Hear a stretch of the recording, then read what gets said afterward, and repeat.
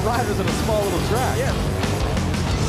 All is fair in love and war, right? And racing's war, so. Oh! Getting a little western, getting sideways. Coming in hot. He is definitely on the gas on that XG750. These guys are all having some fun out here.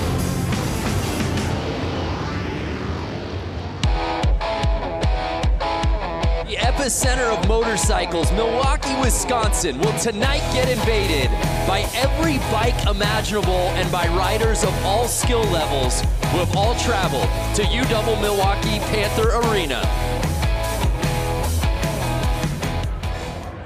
What's up, everybody? Welcome to Flat Out Friday. I am Brandon Graham, coming to you with our entire broadcast team for tonight. Of course, joined in the booth with X Games gold medalist Lance Corey, the voice of sideline reporting at the X Games, Diana Dahlgren, and joining the broadcast team, making his broadcast debut, by the way, pro flat track racer Johnny Lewis. Lance, I'll begin with you. You've been here since year one. You've seen this thing grow and evolve. For the uninitiated, what is Flat Track Friday all about? I just love it because it really brings first-timers out, first-timers for racing, and some of the best pros. So you see all walks of life out there racing. Yeah, the range of spectrum of riders. No one's got a better seat than you do. You'll be at the pits all night. Talk to me about the personalities we find out here at Flat Out Friday. I mean, you're going to have guys that don't talk, you're going to have guys that talk a little bit, you're going to have guys that crack jokes, and I'm going to be bringing all their personalities and the stories down in the tunnel. Yeah, absolutely. Along with Johnny, talk to us about what you're doing tonight. You will be bike breakdown, giving us the science behind everything out here tonight. Yeah, it's going to be pretty interesting because there's a large difference of riders out here. Just like Lance said, it's from scooter racers to the hooligan guys on race prep motorcycles that are pretty heavy, and then you got the professionals, like you said. So the motorcycles are extremely fast. It's a tight track. It's going to be really good racing. Every bike you can think of, every racer you can think of, complete mayhem coming to you now. Let's start racing.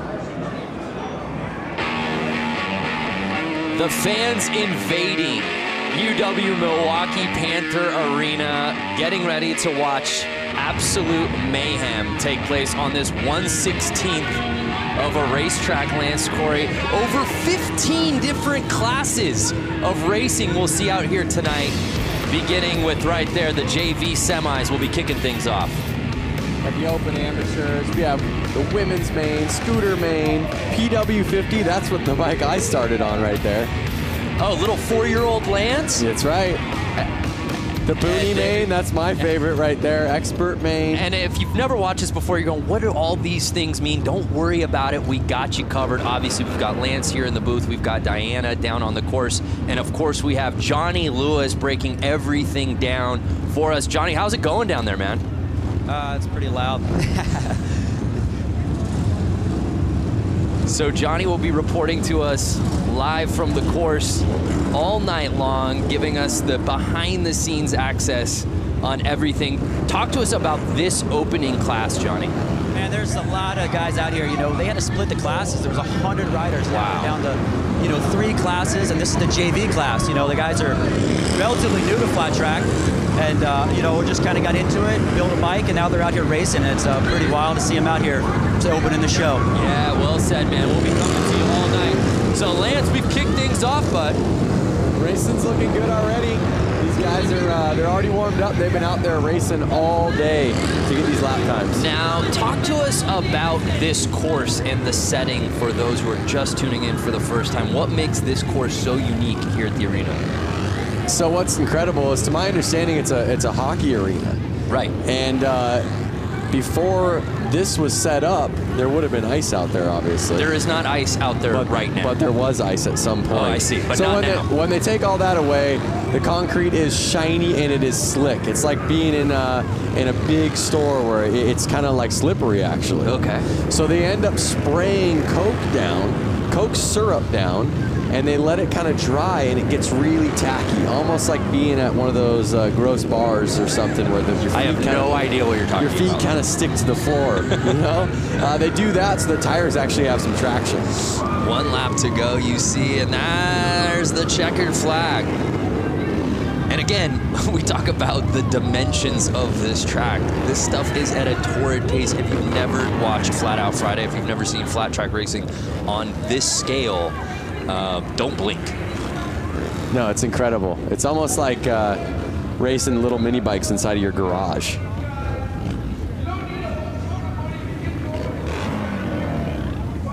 All the racers lined up, waiting to go out there for themselves. And we see Bob Reese finishing number 1, qualifying in our semi 1 of 3.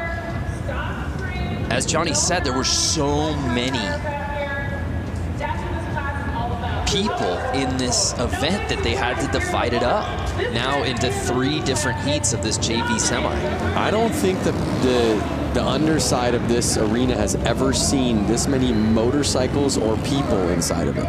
Yeah, I've never seen. We were here obviously for this last year. We were here for Harley-Davidson 115th anniversary just a few months ago. I've never seen this many bikes in one place. It's amazing.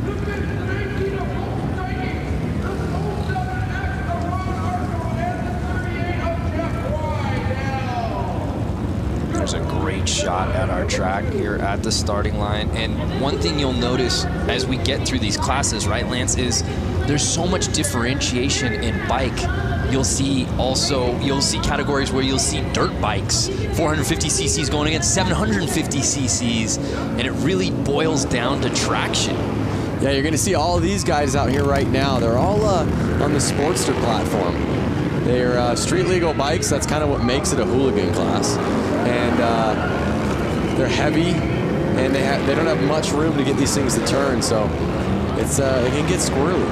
So this is hooligan JV semi 2 of 3. Oh, like that. 2 bikes down already. Pardon my getting on top of you right there, but no, that's what it's all about, and that's par for the course here on Flat Out Friday. I got excited to call that out right after I was saying you're going to see some squirrely riding. You can see them with the yellow flag out. That means some riders are down on the track, so kind of take it easy. And you can see all the riders kind of bunching up because of that yellow flag. It forces them to slow down a little bit, to be careful so they don't hit somebody on the track. So it gets the race a little tighter. Right there, you see a pass. Yeah. And we'll see Rydell in the lead right now. Is anyone going to catch him? 2 laps to go. No yellow flag out anymore, but the white flag is out. 1 lap to go. And now he's lapping people. Lappers can be dangerous, though. And 38 Rydell with the claim, the fist pump. He went double fist pump. I saw he went left to right, back to the left. He's stoked. He's moving on. There's 100 guys here in this class. He's stoked to qualify. I would be too. The JV main will obviously go on a little bit later as we take another look at that crash.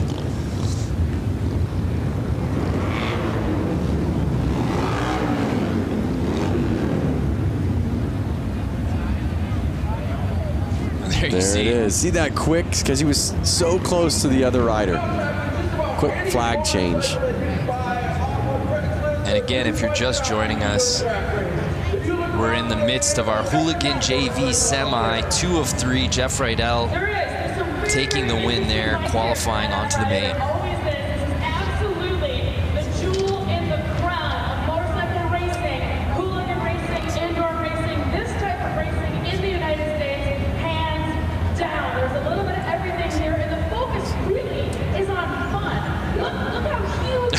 And there we see the kits. We should, again, different types of bikes, different types of riders. I think the highlight for almost all of us here is beyond the dressing up of the bikes is the dressing up of the riders themselves. Yep, that's for sure. A night like this, they kind of throw on a costume. You see a man right out there in a tuxedo. That's your type of tux. In fact, I feel like that's what you wore to your wedding. It's kind of a full onesie tuxedo. A full sublimated tuxedo. It's like it's a glorious, it's not a tuxedo t-shirt, it's a tuxedo onesie. Yep. But again, that's the cool thing about this class. I mean, these guys, these are their bike. Look at the bike closest to us. Oh, and a guy pulled in front of him. But look at the guy closest to us. Yeah. He is actually, you could see his speedo gauges on his bike. This is not a race bike. This is a bike that he takes to work and back, and he wanted to race. It's so cold outside, he's like, you know what, I'll race the race just so I can ride my motorcycle inside today. Oh, and it was 69 getting the whole shot. Nice. Oh! But he's cut on the inside by 00, the Tux Man. Can Brandon Gonzalez get back up there to 00? I see the yellow flag out, and Brandon gets him.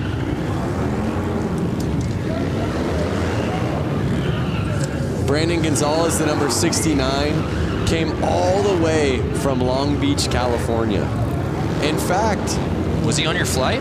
He wasn't on my flight. I think he had to drive here with his motorcycle. Can you bring a motorcycle up on a plane with you, Brando? That's a great question. All of these riders had to get their motorcycles here somehow, and I think most of them drove. Through the snow, through the rain, through the crazy weather we're getting right now. Just from walking from my hotel to your hotel, your very bougie hotel, I got frostbite on both of my ears. It was 8 degrees out. Yeah. Can't imagine being on a bike out in this weather. So 8 degrees out today. They're inside, they're warm, they're racing, everyone's having fun. And Brandon is staying in front right now.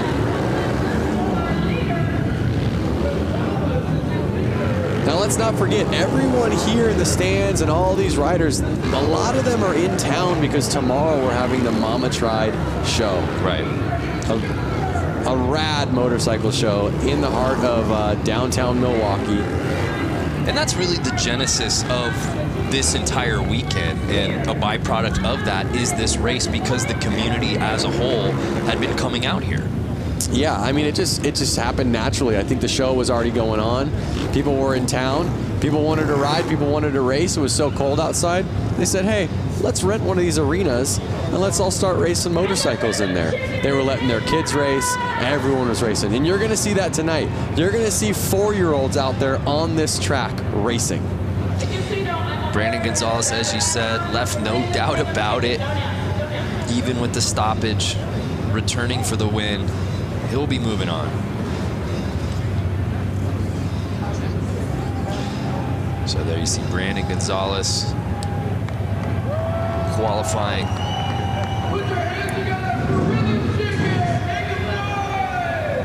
So I hear the crowd getting loud out there. Oh my goodness.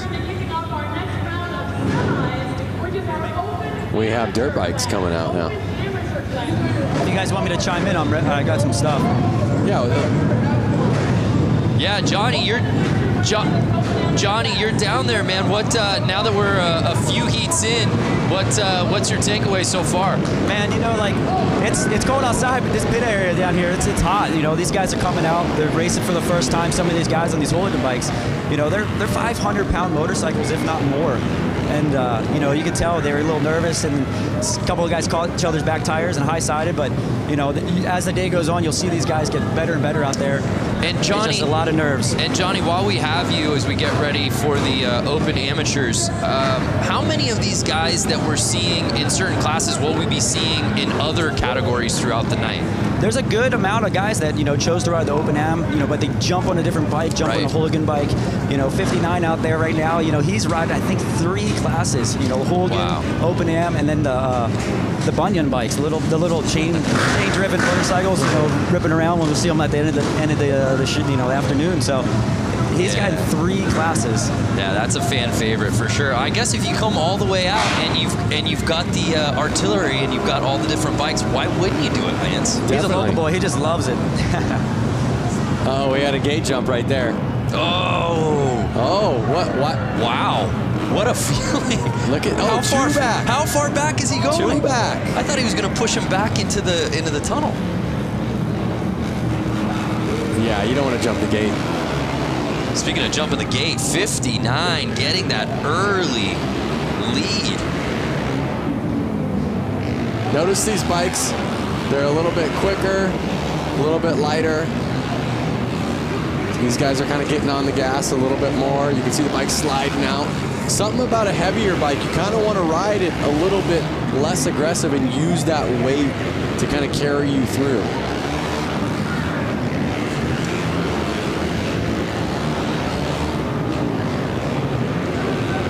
So Kilkenny leading the way right now. I mean, you could see these guys, they're probably getting kind of lost on where are they in position. Right. The guy in first is all of a sudden passing you, and you're going, was the guy behind me that fast, or am I getting lapped already? Right, it's such a small course. Depending on your start, you have no idea where you are when you're riding this thing. And that's what we say, and you even talk about the concept of Flat Out Friday.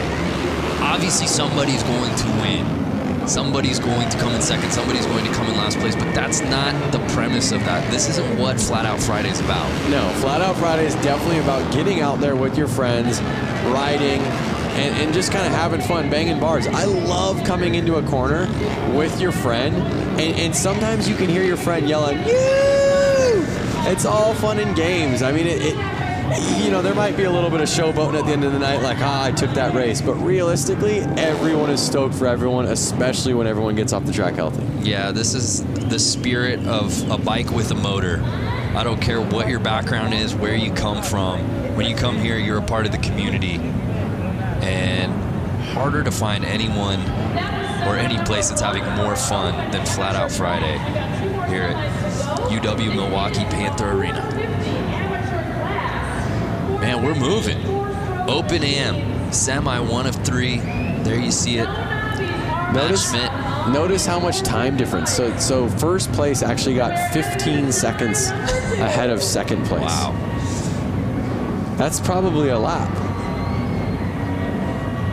You could see the rubber getting on the track. We should send it down and see how sticky the track is right now. We should just have you walk. You want to just go walk a lap? No, but we have guys down there that can. No, I think you should. I think you should do it. I want the Boonie bike. If you guys haven't seen the Boonie bike, you've seen the Boonie bike. I've seen the Boonie bike. If the people watching haven't seen the Boonie bike, that's my favorite class. It's a little bike with a lawnmower engine in it, no suspension, barely. I don't think they have any brakes, and they're ripping around this track. That's the one that looks the most fun to me. Semi 2 here in the Open Ams.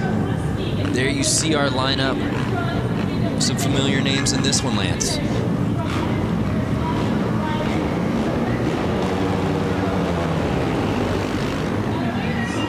Whoa. There's a fine line when you get out there of being too aggressive. Right. And maybe putting it down in the first corner. What kind of rider would you be, Brando? Yeah, I think I'd go aggro right out of the gate. Would you? Yeah, it's the Ricky Bobby mentality. If you aren't first, you're last, right? Okay. So you kind of go for it. But as we were talking about before, it's so hard probably midway through that first lap to really, if you're not in the lead, knowing where you are. Yeah, for sure. And you just kind of want to keep picking off the person in front of you, picking off the person in front of you.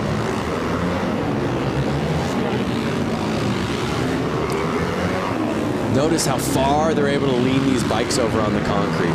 They're really leaning them over far. I mean, the foot pegs are touching the ground. That was some racing right there. Yep.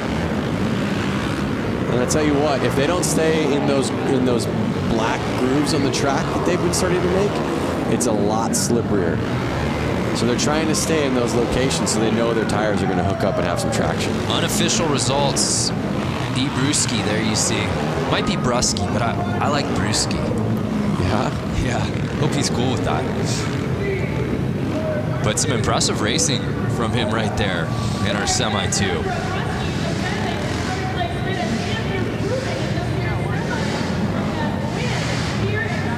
Take a look. It was that 38L bike who I believe got the whole shot early.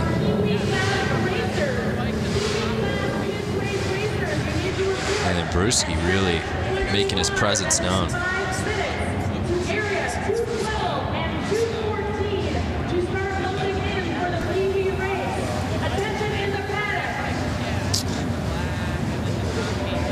So our results are in. You see Brewski and Blasky. So 1 and 2 qualifying forward. Yep. I was just going to say, you see the Q on the side of their name. That's what is kind of letting us all know that they're going to make it to the main event. We're still just in the semis right now. These are just every rider that signed up. Towards the end of the night at this show, you're going to have all of the fast guys battling. That is really where it gets intense.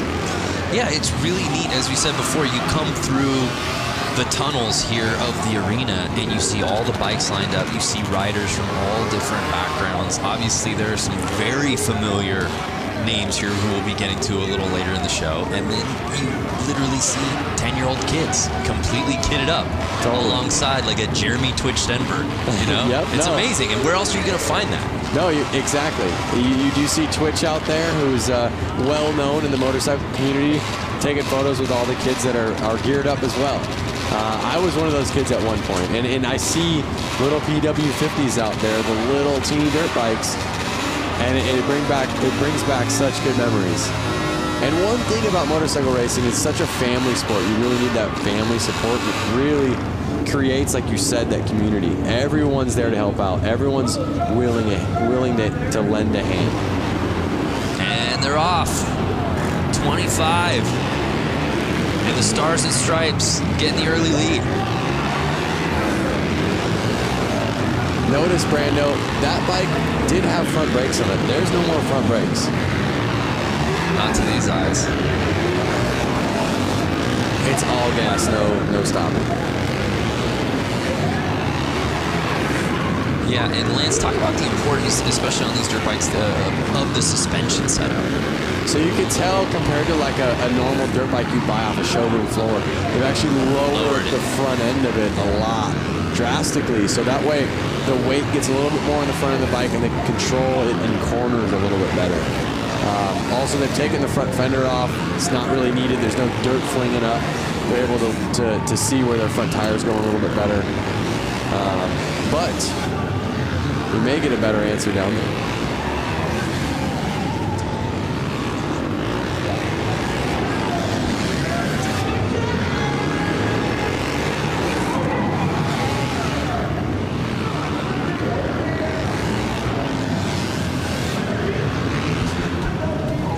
So the unofficial results are in.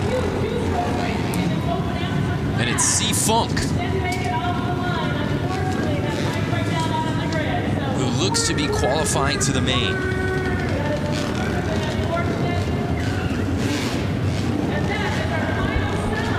Johnny, can you hear us?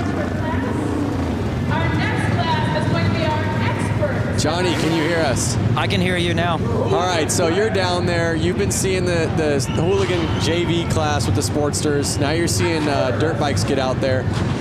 from a ground level, what bike do you want to ride? What do you see a big difference in what's going on?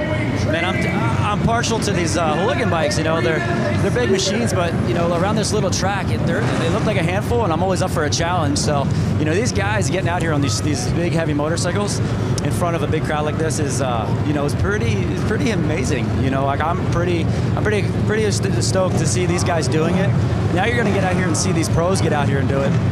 You know, there's a big difference. The lean angle's a lot different than the hooligan bikes, but you know, I think these hooligan bikes look like a lot of fun around here. Yeah, thank you, Johnny. Well, as we get ready for our next class, we'll head down to Diana Dahlgren. You never know who you'll run into here at Flat Out Friday. Diana, who you with? Yeah, that's right. Hanging out here with Taylor Kinney. You're starring on NBC Chicago Fire, and you are a motorcycle enthusiast. You've been here with Harley-Davidson quite a few times to Milwaukee. How have your experiences been so far? I came up, I think, August of 2018. Sorry. Whoa, guys. Hey, there we go. For the 115, the Harley anniversary, came up, had some cheese curds, rode around, saw the streets, saw the lake. It's beautiful, and then coming to the track, I couldn't be more happy. So you got to get out on this course earlier today with guys like Jeremy Stenberg, Buddy Suttle, Johnny Louchback right behind us. How was that riding on the course? It was fun to rip around the track. We got here early. I think we were the first ones out. The concrete was a little cold. Tires were a little cold. We slipped around a little bit. Twitch came out, started lapping us. Buddy came out, started lapping us. We picked up the pace and had a good old time. But yeah, after seeing what the guys are doing tonight, I was telling a couple of the boys, I think I would have ended up in the hay. Well, big round of applause. You didn't end up in the hay this morning. Thank you so much, Taylor, for coming to Milwaukee with Harley-Davidson. It's an honor to have you at an event like this. Guys, we're going to send it back up to you. God bless. Thank you. Love it. Hollywood taking over Milwaukee out here today at Flat Out Friday. Fans watching right now, are you interested in riding flat track at this summer's X Games in Minneapolis? The 2019 Harley Hooligan Qualifier goes to LA this year, taking place at the Born Free Motorcycle Show on June 20th. Keep an eye on Harley-Davidson social media and how to register. It all goes down on Harley-Davidson social media, and you can find out more info at xgames.com.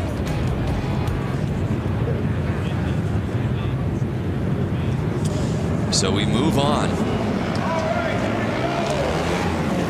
to our next class, the Expert Semis.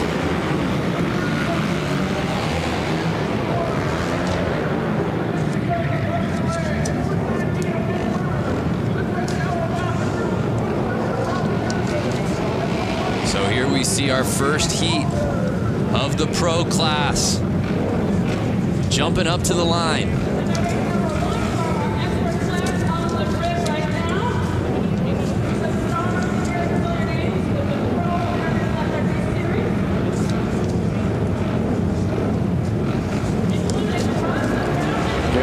Racing's about to heat up. Yeah, no doubt. Here we go, and they're off. Notice that he's got a piece of carpet on his boot, Brando. That carpet on his left boot right there, so his foot doesn't actually stick to the ground. The ground is so sticky, like I said, his boot would actually get caught. It would rip his foot back if that wasn't on there.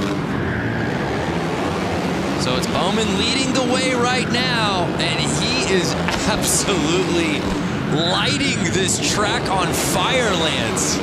He's going to catch up real quick and get into those lappers. Now, these are experts. They're not pros. So these guys probably have a job. They're probably going back to work on Monday or Tuesday. So they're really just out here having fun. I mean, everybody's out here having fun. And there's a great shot as you see our leader. So many of these riders, the setup, especially on their foot, the boot that's hitting the ground, as you can see, taped up to the max. It looks like he's actually got a little piece of carpet on there.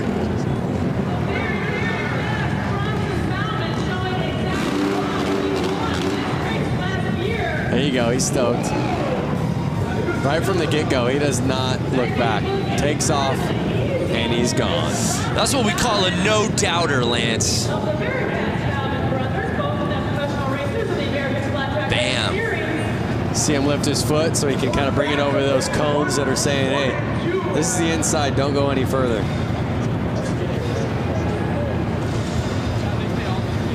Well, Johnny, now that we've got the pros out there, as we move on to semi 1 of 2, there it's officially in the books. Bowman, Gunther, Lang, Weimer all qualifying. It feels like the racing got a little elevated real quick, Johnny. Yeah, it did. You know, if you watch, Bronson Bowman out there, they actually have their left foot peg off because they're laying the bike down so low that it would rub the foot peg. Some guys even opt to take shifters off the hooligan bikes because the cases are so wide. So, these pros now, they're just laying the bikes down so low, getting the direction change. It's pretty amazing to see them out there doing this on a track that's 100 feet from inside to inside.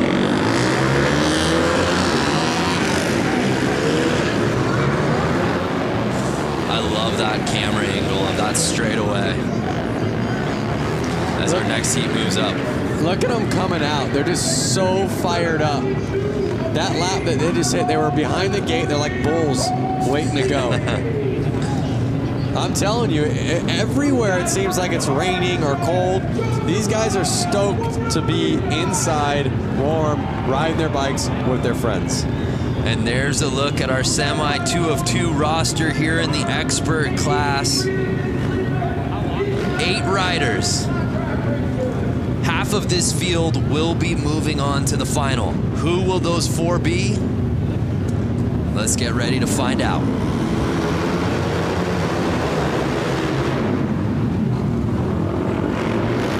Looks like the inside rider always keeps getting the jump and staying in the lead. Yeah, so it's 229 going wide to inside. Can he fend off the field early in this race? So to my knowledge, they basically all had to time qualify during practice to get what qualifier they're in and probably their gate pick. So usually the fastest rider gets first gate pick. And so that's why we're seeing the guy on the inside. He's choosing that line, and he was also the first one to choose it, and he was the fastest one in his class. That's kind of why we're seeing him be able to take off and lead the race and win the race in the last 2 classes. So it's Mishler leading the way, the 69 polka dot kit. Can Monaco catch him on the final lap? No, and it's Mishler taking it. And it looks like Weiss might have actually passed Monaco there on that final lap.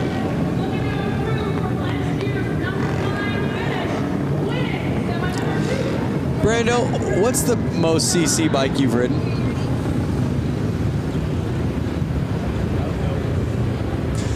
Oh, let me look back in my lifetime.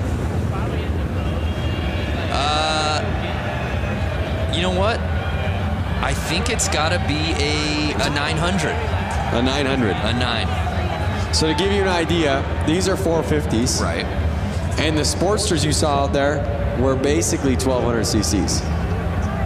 So you can imagine how big that bike is. That I can. I can imagine it. I can imagine it. Hey, let's head back to Diana, who I believe is with some racing royalty. That's right, Racing Royalty. If you guys watch the flat track series across America, you've seen Sammy Halbert, you see Jared Vanderkoy, and they are here tonight. Give a huge round of applause for these amazing, talented riders. Now, Sammy, this track is a lot smaller than what you guys are used to. Walk us through what you guys are going to do here tonight.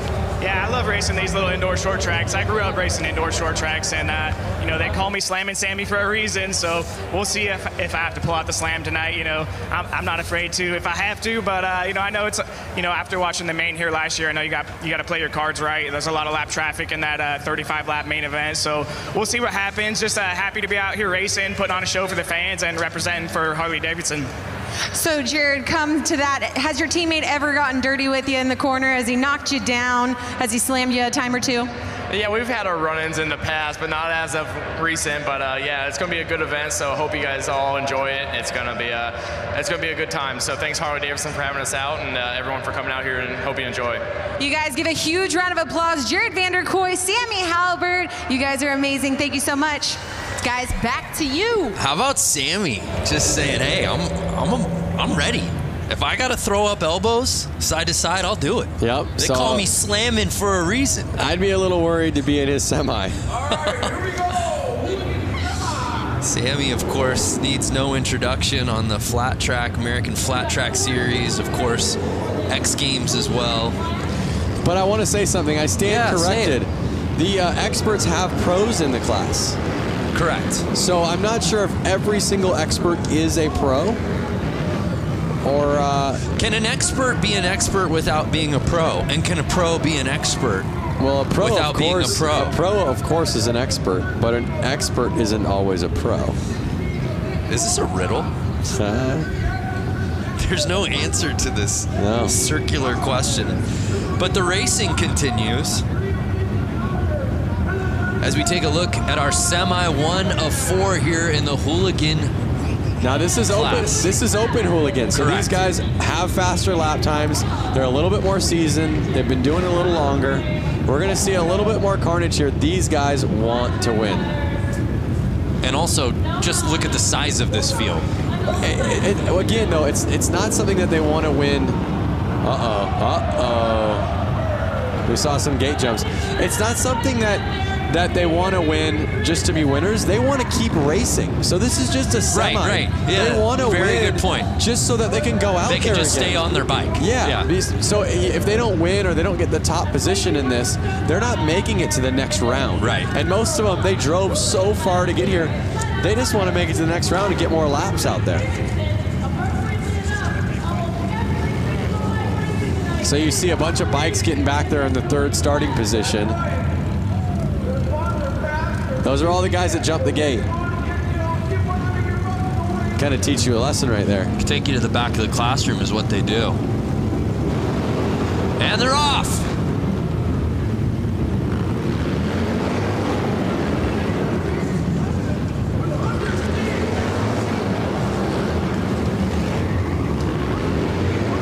And it's early. It's Clements leading the way, trying to hold off Young and Carlson. I know Clements himself traveled all the way from California to get here, so he wants to stay out there. He wants to keep racing. And is there a better outfit early on than Carlson's tassels? I'm getting a very Lloyd Christmas briefcase money look. Oh, he's in the lead. Yes! He grasped the lead with the tassels. You would think that would be a hindrance, aerodynamically speaking. I think that's something like, I'm the man. Watch out for me. You gotta be pretty tassels good. Is bold. You gotta be pretty good. 100%. But here they are getting into lap traffic, and this could cause some problems. Final lap. And there it is. Checker flag is out. Clements with the win. He's going to the final. Some great racing here in our first hooligan semi.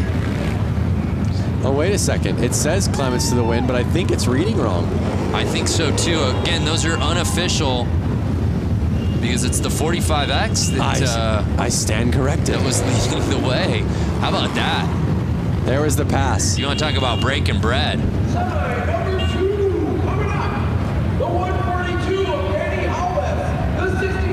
Again, some guys will wear the tassels to be noticed. Hey, look at me. Yep. And other guys are just that bold. I think he had a little mixture of Benny Carlson. It was Benny Carlson that wins it. And notice he's the only one that's going to qualify. Jason Clements, all the way from California, is turning around. Less than bragging rights, he doesn't get to go out there and race again. Got to bring your A game in these semis, Brando. Yeah, well said. The show must go on.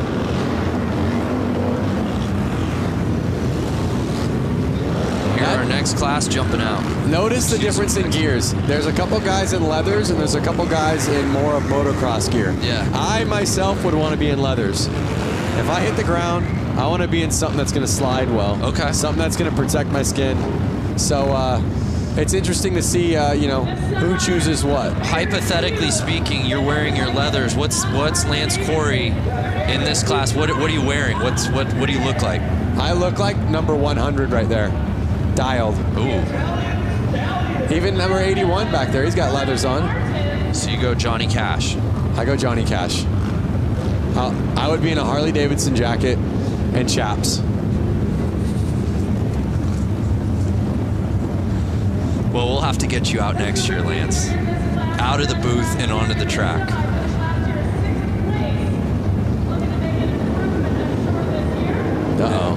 Oh, that was some jumping. So he wore leathers, he was there with the protection, but he was a little too anxious. Well, and you think about it like this, Lance, right? Most of these guys have been getting practice laps earlier in the day, and there was some racing, some qualifying even to get to this point before we even went on air. But a lot of times now it's getting to sit and wait, right? You've been waiting for this moment for your name to be called. Adrenaline is pumping. Yep. Can you really fault these guys for false starts right out of the gate when they've just been waiting? No, you can't. There they go. That looks like a clean start. 142 with the whole shot. Holbus in the whole shot, and he was again on the inside line. You're seeing that inside line pay off well. Will he cling to that top spot, though? It's looking promising so far.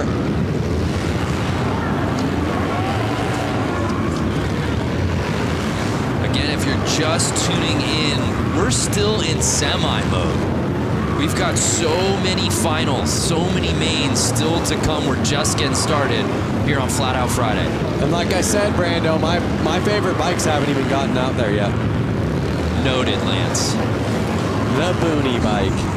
The bike that's in your shed, that your parents had, that you pull out and you clean off and you pour some gas in it and it starts right up. I can get 70 miles to the gallon on this hog type of bike. You love that movie, don't you? Yeah. It's the only movie I've ever seen. Dumb and Dumber. So Holbus on final lap. Can he hold on? Oh. And he held it.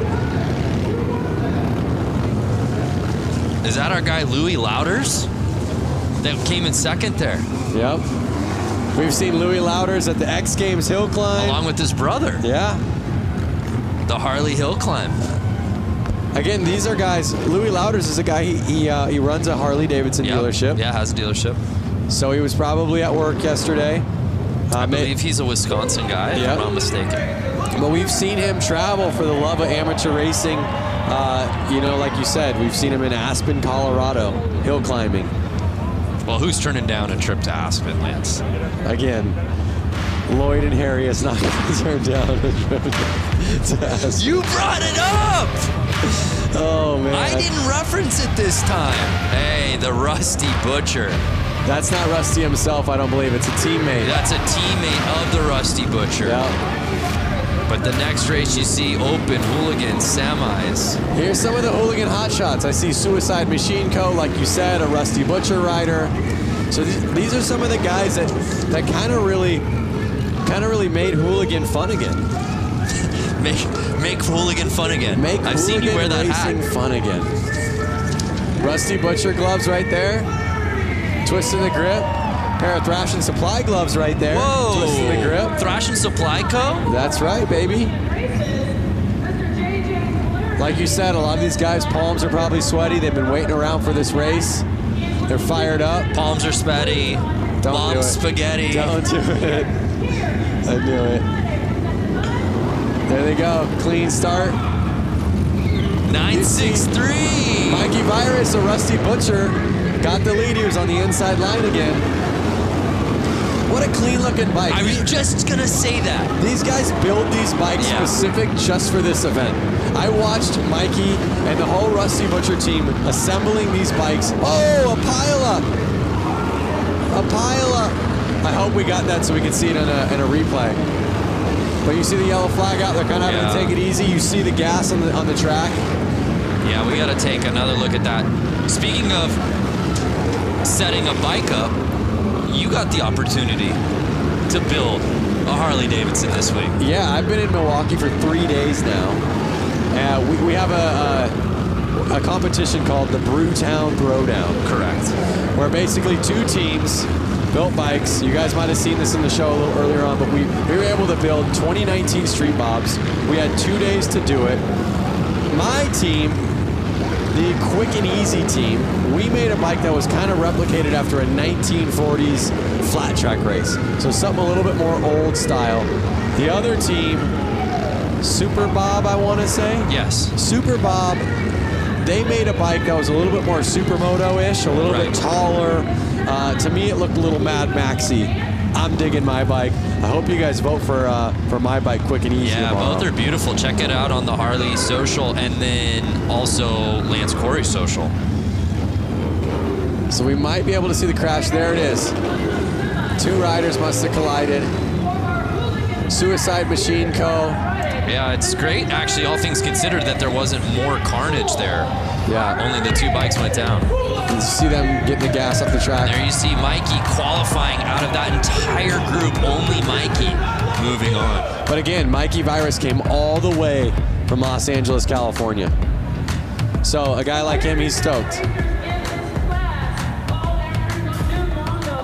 Amazing crowd on site here at Panther Arena to watch what has really become an annual tradition.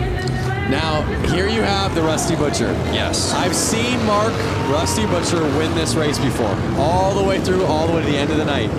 He took it home with a W. Then I've seen him come back the following year, and I think crash out pretty early on. And again, he wasn't mad that he didn't win. He was mad that he wasn't in the final to race more. So, what's going to happen tonight? Yeah, he flip-flops, right? Yeah. Either wins or crashes out. Yeah, it's all or nothing. Then I guess it's an odd year, 19. I feel like he's gonna go the distance. He is absolutely a fan favorite, though. There's no doubt about that. He's a fan favorite, but right out there in the crowd, I see Jeremy Twitch Stenberg, FMX icon, someone that I grew up racing or riding FMX with. So who's gonna take it home? A lot of these guys all practice together. They're from California. Let's see how they do. Getting the lead early. Can he hold it together? Mark's looking real smooth.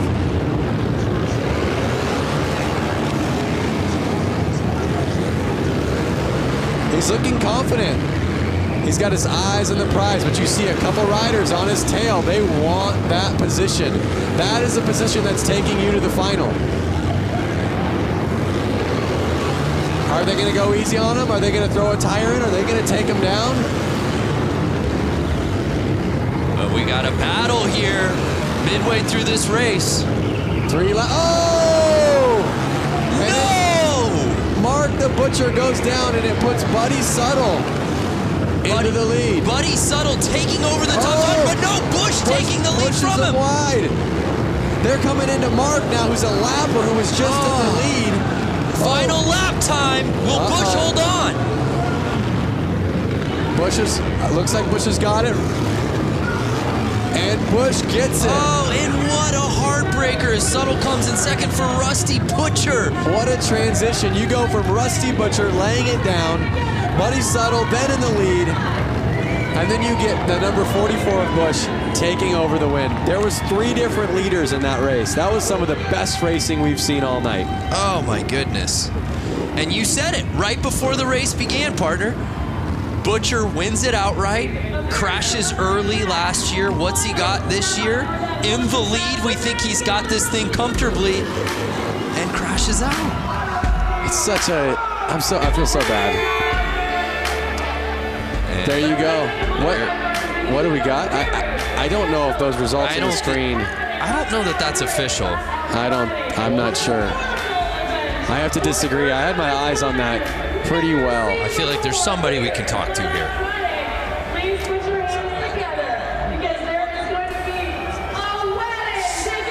Well, before we move on to our next race, here's a word from our Diana Dahlgren.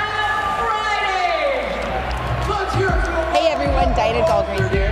Enter for your chance to win a VIP trip to the 2019 X Games in Minneapolis. And you could be down on the racetrack with me during the Harley Hooligan race.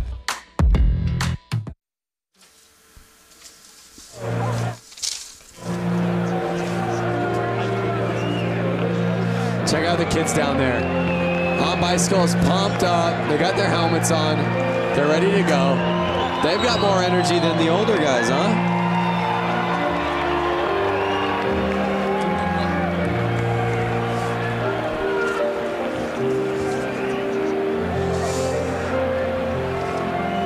This is what I like to see. Yeah, there you see the young fans. Flat Out Friday brings out everybody, including some influencers who came out and were able to take some laps around this course. Let's take a look at that. The track feels really good. We got a little practice in there. It was fun. I grew up racing motocross, so it was cool to do this. It's something different and something I definitely want to do in the future more. It was fun just to go out and get a couple loops in, watching these guys follow lines and get a feel for the track. It's my first time actually even touching concrete. I've seen so many videos of everyone barely scraping their primary and eating it, so I was trying to be cautious out there as much as I could. It's pretty tacky, but it will spin a little too, so I think it's exactly what you want. It was awesome riding with these two big trees. But I honestly think we got them. Yeah, I got to keep it on two wheels and yeah, not crash. I got 100 cheese curds on Buddy to take the whole thing. Some heavy hitters. Yeah, there you have it. That are part of it. And there's your bike. Yep, there is the bike that I just got done building over 3 days. She is a beaut, man. Well done. Oh, I'm so stoked on her. I really wish I could take her home. Notice how the front and back tire, they're the same size. I love that look. Yeah, everything about it. The paint job, it just... it's an excellent motorcycle, Lance. You should be really proud of yourself. Hey, thank you very much, Brando. And there is the other bike that the other team got to build. Yeah, that was Diana Dahlgren was part of that team. And as you said, a little bit more of a Mad Max kind of racer look. I really like it. Hey, we're still in the middle of all these semis. Let's send it back down to Johnny. Man, that last race had a little bit of everything. Johnny, are you there? Hey, I can hear you guys now. Sorry, we had a little technical thing. No, I was just saying that racing kind of had a little bit of everything. Some big names, obviously. Rusty Butcher, we thought was going to take it, going down midway through that race. Yeah, he just got in there and the bike started chattering a little bit and the front end went away from it. It's, he started getting that lead and started riding a little tight. And when that happens, the bike just kind of handles differently and he got that front end push and he lost it. So, that's been kind of a thing that's been going on a lot lately is, just guys, getting offline that little bit and somebody snicking, right underneath of them and then bumping by. That's how, Carlson got the win that last, the one before. He just, the guy ran wide a little bit and just snuck up the inside. So, that's what it's going to be all night long. It's just guys kind of, jumping in and, when that opportunity comes available, they go for it, and that's going to be the race in the night. Yeah, and Johnny, Lance had said it really seems like the theme is whoever's got that inside start has seemed to get the whole shot. Are you seeing that too down there? Yeah, that's why they did the qualifying for the guys that the bigger classes today to provide that opportunity to kind of set the stone right out of the practice staging. Get the guys out there, get a good lap time, get that pole, and that's kind of the key to the race, just trying to get that pole position, keep doing it, throughout the evening for that main event. Thanks, Johnny.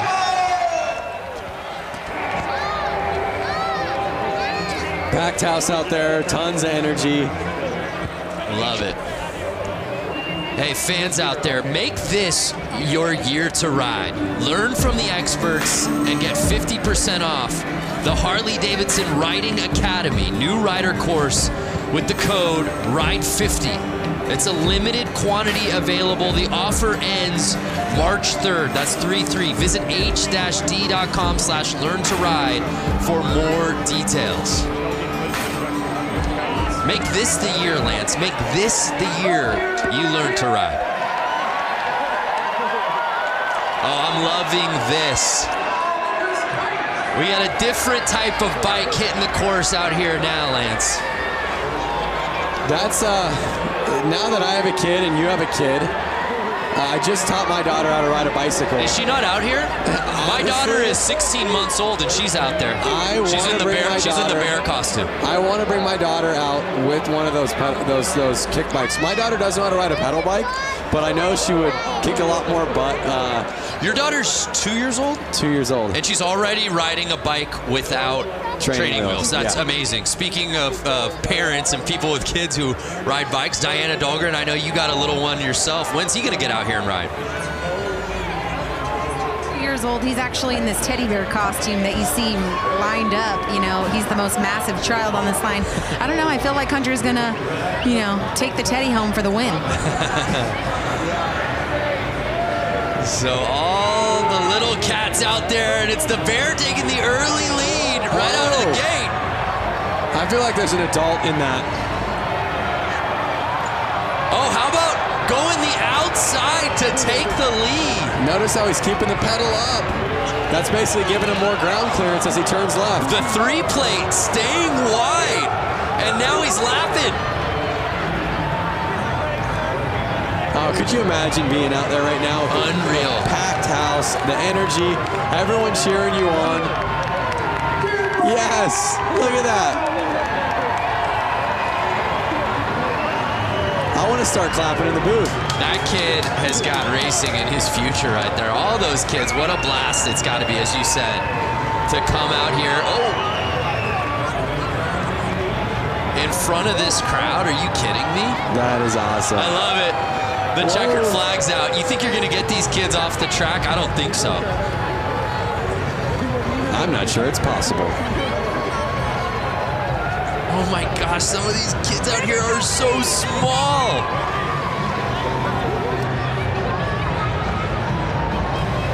Speaking of kids and bicycles, Lance, I know you just got a new bicycle. I did just get a BMX bike. I grew up riding BMX bikes my whole life, which I'm sure these kids are going to do. I'm sure most of these people racing have done. Most people in the stands. And it just was something that, it was like a calling of like, you need to kind of go back to what you did as a kid and find that real organic fun. And did you find what you were looking for? I found exactly what I was looking for. According to your Instagram all last week, it seemed like you found it pretty much every day at the park. Yeah, I went to the skate park every day and had a blast. Look at that little kid cruising his little pedal go-kart.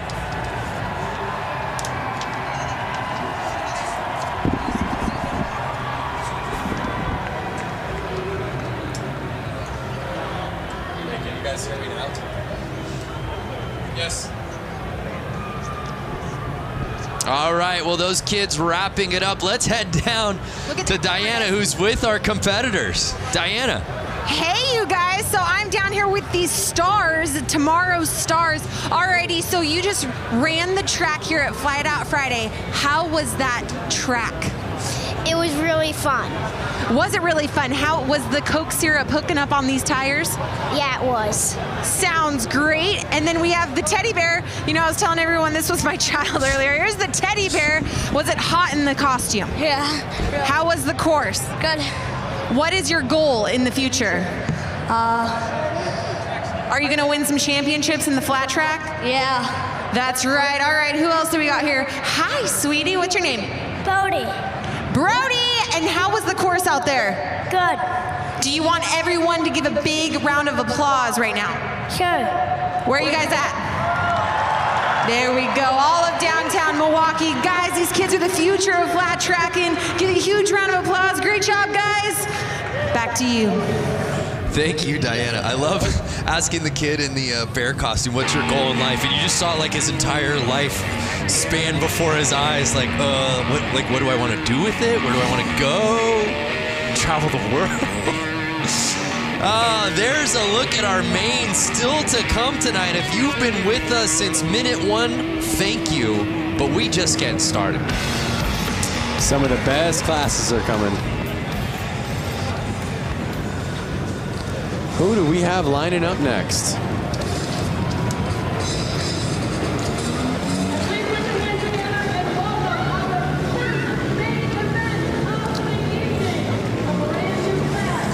comes our new class, and I'm not totally sure yet. I'm gonna wait for the graphics to come on screen so we can all find out together. My paper says Mad Dog Maine. That's right, Mad Dog Maine. Graphic. Mad Dog Maine. So I'm not sure the rules of Mad Dog Maine, but I'm seeing a lot of kind of 4-stroke mini bikes out there right now. All different sizes. It kind of looks like bikes that would be in the range of 80 to 125cc bikes. So we've got 12 riders out there, as you see. You see guys, or you see people in sweatshirts. You see people in motocross gear. You kind of see, again, he might have just came right off the street and he's racing right now. There you see Sean Sheely was the top-ranked qualifier. What do we got, Lance? Someone must have jumped the line or something's going on. A little line jumping. Like a little tire kick from the dad shoes. You see that? And they're off. Oh, Sheely getting squirrely. Whoa. Can't take advantage of the positioning. And it's... Whoa, the track looks like it's getting a little slippery out there. You see the spotlight right there on number 75. Jacob McClutchin. I don't think that kit needs a spotlight, guys.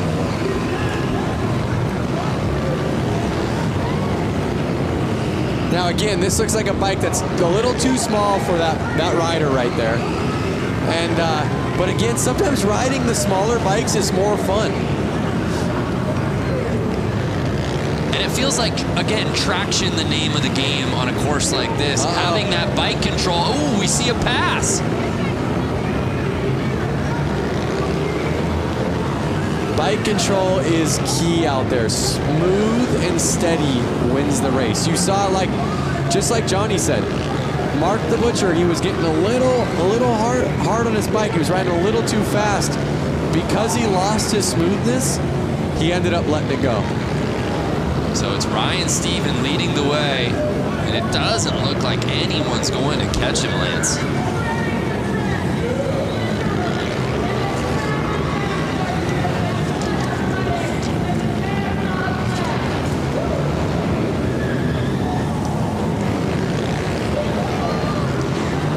Starting to lap.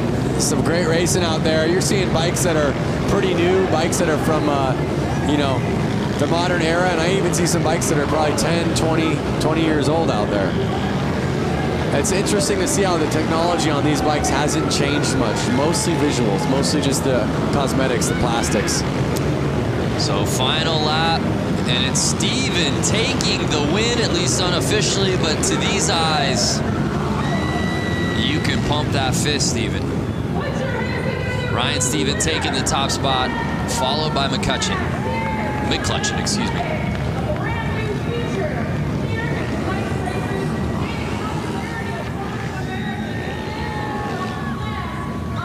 It was McClutchin leading early in this race. And let's see if this is where the pass took place.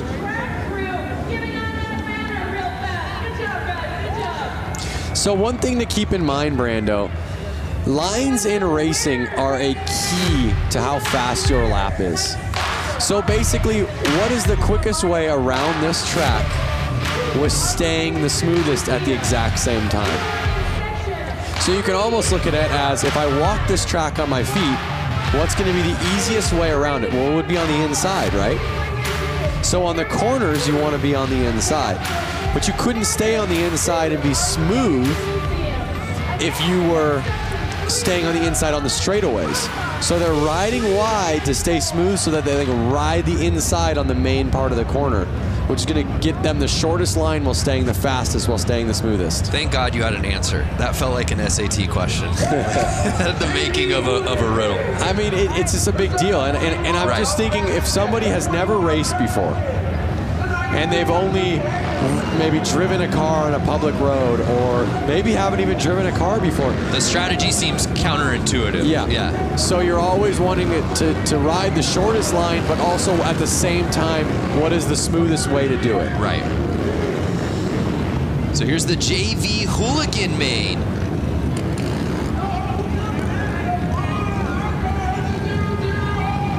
Some familiar names on this roster you'll see in just a little bit, headlined by guys like Bob Reese and Brandon Gonzalez, who looked so good early on this course this evening.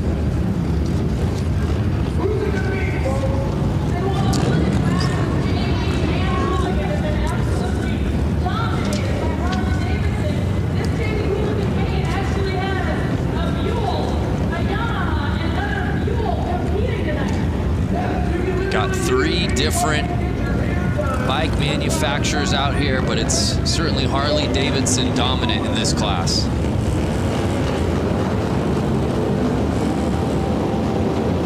So just to give you an idea, I see the number 7 out there, Juan Arceo, right there on a black Buell. And he has a full-time job back in California. He made his way all the way out here to race this, so he's stoked to be out there in the Hooligan JV. But that's the beauty of Flat Out Friday.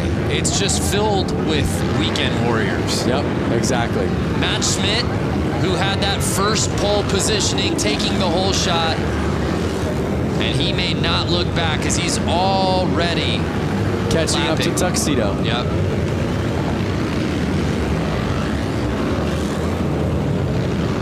Lapper's pushing wide right there. Schmidt staying in the lead. Looks to me like he's going to run off with it. Still 8 laps to go. But Schmidt clearly knowing his way around this course. He's kind of already catching up to a couple other lappers. And you see that for those who haven't watched before already, the etiquette for some of these guys that are getting lapped. They're merely getting out of the way. If you're getting lapped and you know you're getting lapped, the nice thing to do is kind of let that guy by.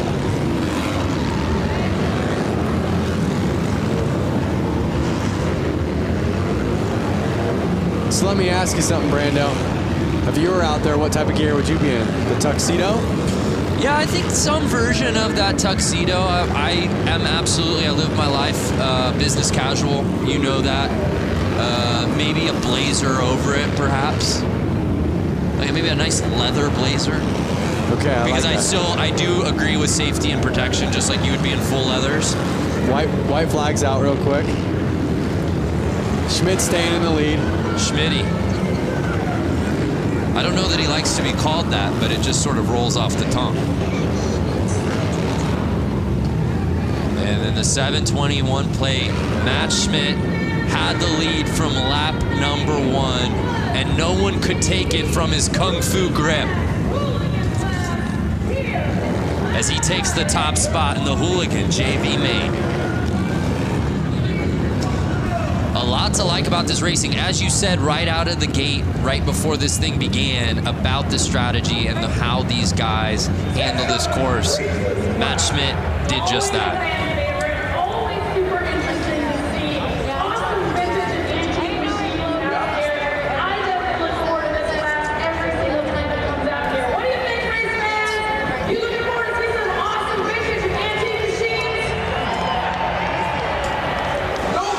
So it's Matt Schmidt taking the top spot. There's a look at our results from the Hooligan JV main. Let's send it down to Diana, who I believe is with Matt Schmidt. A huge round of applause for Matt Schmidt, who's taking the win here in Hooligan JV class. Matt making it look so easy out there. It looks like you belong with the Hooligans. How was the course? The track was awesome. It's the first time I've ridden concrete, and I signed up late, so I got stuck in JV, but it was a good first outing. I got to thank SNS Cycles, my co-workers, my friends. They gave me a good seed to ride this evening, so thank you, everybody. Congratulations, Matt. Guys, give him a big round of applause, and guys, we're going to send it back to you at the booth. Yeah, Matt Schmidt looked so good out on that course, and again, you're just seeing the level pushed as we move on throughout these mains. But like you heard him say, it's his first time riding on concrete or racing on concrete. He was saying thanks to his co-workers for helping him get out there. So you have a guy who again, does not do this by trade. Right. He's an enthusiast, he's a gearhead, he's a motorcycle rider. Which blows my mind when you say that, when you look at how he raced out here tonight to win that thing. Looked so comfortable. And oh, by the way, he's never raced on concrete before? Come on. But so many of these guys have a similar story, Lance. We move on to our next race of the night. It's our brakeless main. One thing about these guys that's similar story is they all have no brakes. Hence the name. Whatever they're paying you, Lance, double it. That's the sort of analysis that people are coming here for. So there's a look at our roster for tonight's brakeless main. Randy Brolick will be in that first position on the inside.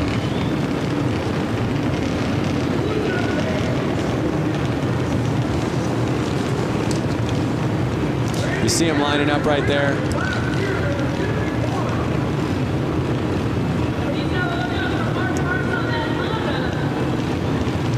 Oh, let's go to the gram. Oh, excuse me, I believe this is Twitter. Paul James at James Gang Racing. Go time. Only one round of practice on to the heat races at Flat Out Friday. The girls who ride out ya at Flat Out Friday. Women's hooligan races are so rad. Could not agree with y'all more. The girls who ride.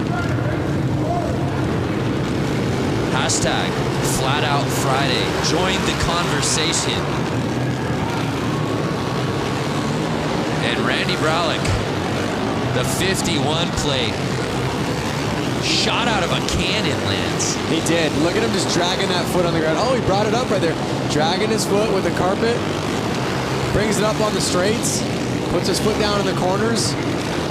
He puts his foot down in the corners kind of to brace himself so he can feel where the ground is.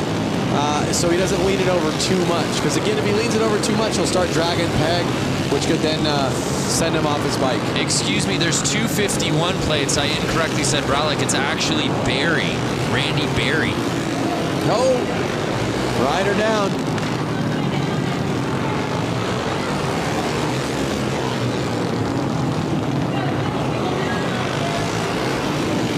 And the Stripes are able to get the bike off quickly there.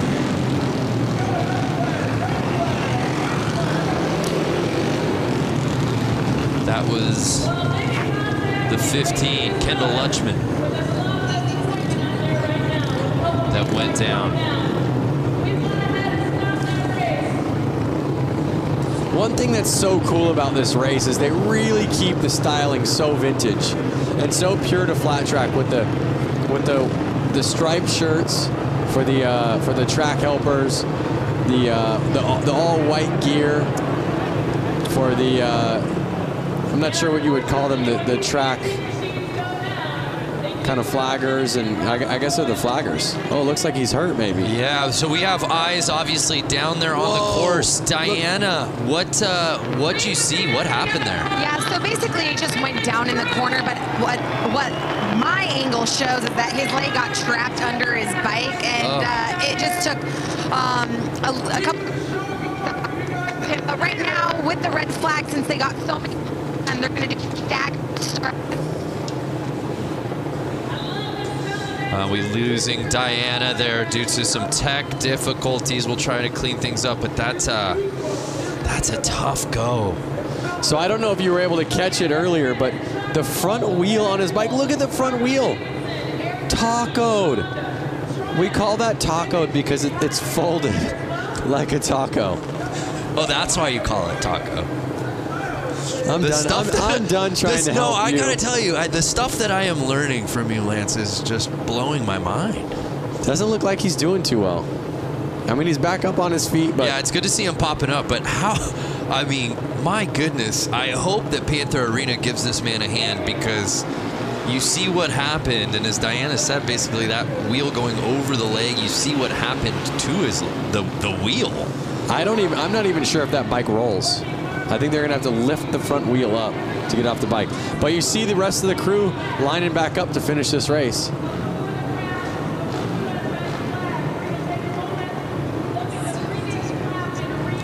And well, again, let's. I believe Diana's. We're good. Technical difficulties out of the way. I want you to finish that thought from what you were seeing, Diana. Yeah, so they're staggering the riders. This is typical with a red flag. They're relining them up. But yeah, from what it looks like with the rider who went down, he's standing up now. Good sign. Looks like he just really might have banged up his leg. But looks like they're walking him off the course now, as we can see. But yeah, we're lining up the riders. We're going to get this thing back going. A couple riders did pull off the track, so we're down to 4. Guys, let's go racing. Yeah, I love it. Thank you, Diana. And there you see them trying to get that bike off of the course. As you said, it's not just gonna roll off.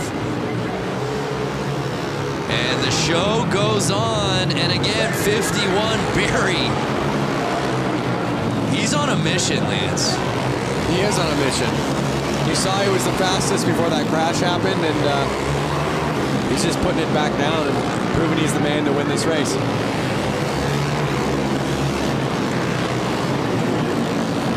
4 laps to go.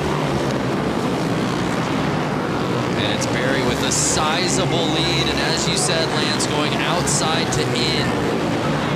You don't think it's the fastest way to go, but that is the route to success out here on this course tonight. And Barry doing just that.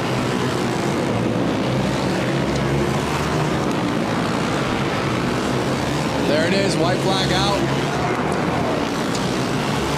Barry's got 1 lap to go. He's looking at the checkered, and there he is.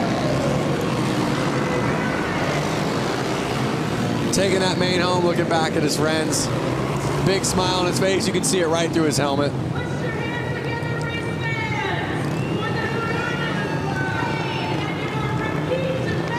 So even with the crash and a little carnage, it was Barry who had to, even after the restart, get that lead back and win it outright, and that he did.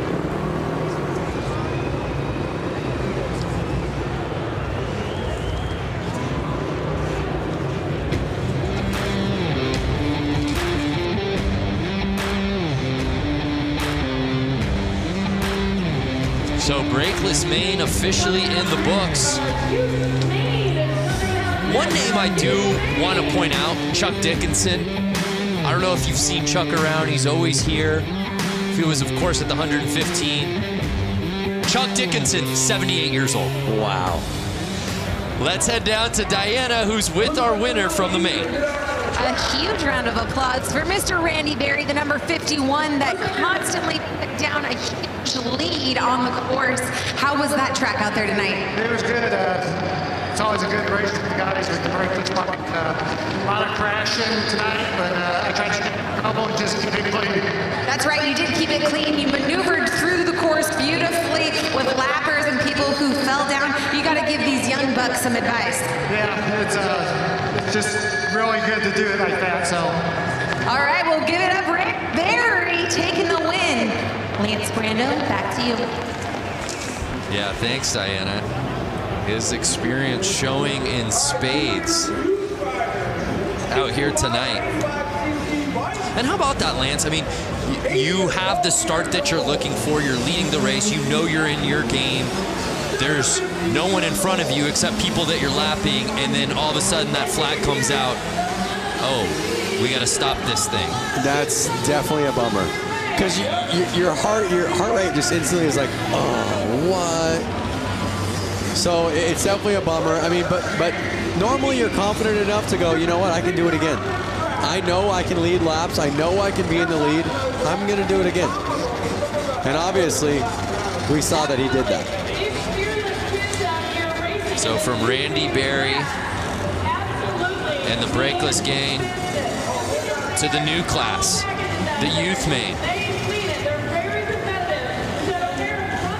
So one thing about all these youth bikes lining up, I can hear them, and they're all 2-strokes, meaning they're all different style engines than the last ones.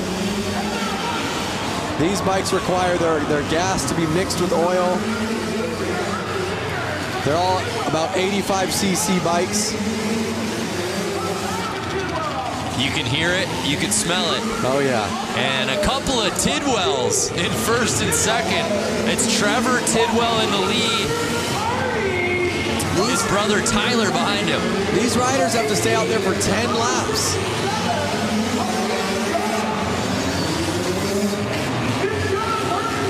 I see a couple 60cc bikes out there. And you see the Tidwells, 1 and 2. Do you think that any bit of their training together is Clearly it's paying off. Are they gonna do the slingshot move towards the end? Oh yeah, a little shake and bake. Oh, little tire tapping. Young with the pass. And Young passing Tyler Tidwell. Oh, Young's in the lead with 5 laps to go. He is putting the power down. You hear the crowd going wild. The crowd is going off. You see Young. This is the back and forth we've been waiting for. Can he hold it for 3 more laps? Wow. Vince Young passing Trevor Tidwell, and just 2 laps to go. Can he hold on? Final lap time.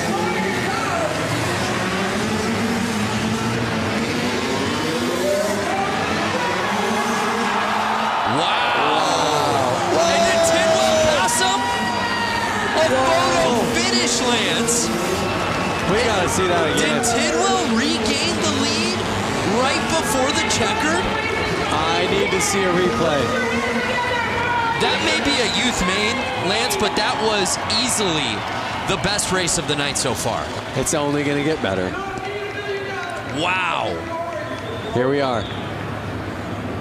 You see some passing. He's letting a rider back out on the track.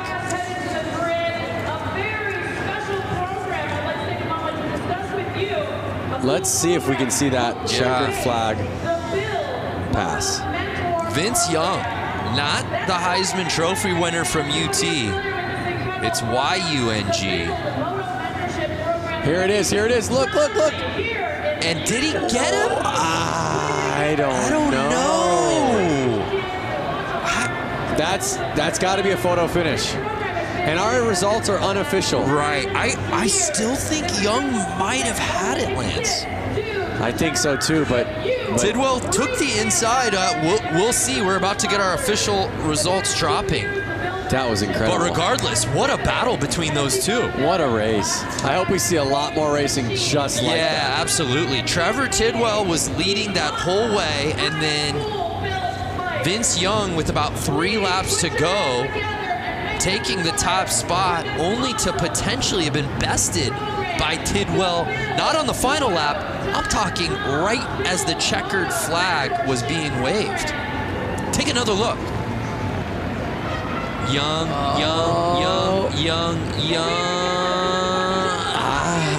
Tidwell on the inside just makes it so interesting. Look at how leaned over Tidwell was. Carrying his momentum right out of that corner. Leaning the bike. That's some savvy racing right there. Incredible. What's up, everyone out there? That's a lot of people getting on the Jumbotron for the first time in their lives. Oh, kiss cam. Kiss cam.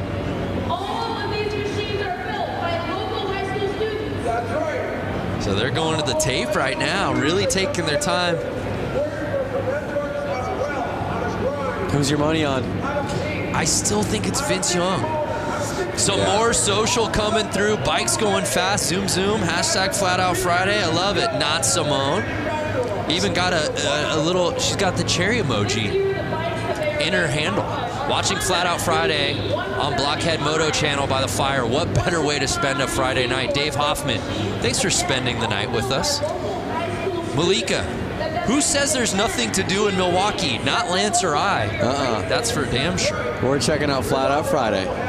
Checking out Mama Tried's Flat Out Friday. Lance, we still don't have our official results yet. They're looking at photos. At the photographs. They're looking back at the footy.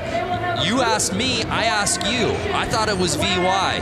Do you think Tidwell did enough there at the end? I'm going VY, but they're definitely splitting hairs right now. Could we have a co-champion? No. Somebody passed it first. They are splitting hairs. They're looking at the photo finish right now. Someone has to have a photo. And it's Vince Young. Wow. So in the end, Vince Young bests Trevor Tidwell to take it in the youth main. By a split of a second. Wow, what a performance, though. You know, we talk about it, right? The weekend warriors, so many of these guys who have regular day jobs that just travel from all over the country, all over the world to participate in this, sign up and register for their chance at glory, their chance to have fun.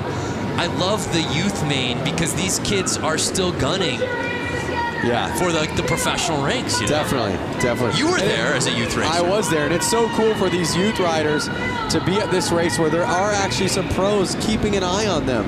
They can go ask them for pointers. They can go ask their opinion. So it's a really great race for the youth and for the new people to ask the pros, hey, what are you doing? Or, hey, we're on the exact same track. Well, let's watch him do it. Yeah. So now it's time for the main build to break down what these bikes are all about. Let's head back down to Johnny. Johnny, break down this class for us. Hey, you know, this is a pretty interesting class. This is actually a high school project where they take CB 175s and they've been working on them, machining them, kind of turning their own vibe on these motorcycles. And it's pretty cool because it's right here in Milwaukee that they're doing this. So it should be interesting. Oh, super cool. Thank you.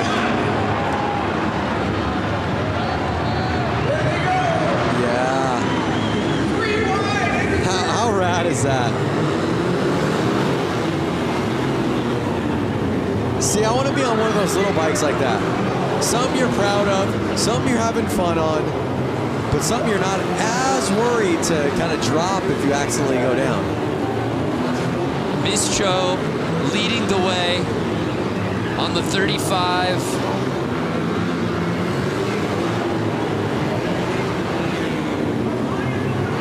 Oh, and it looks like Malinowski might have taken the lead.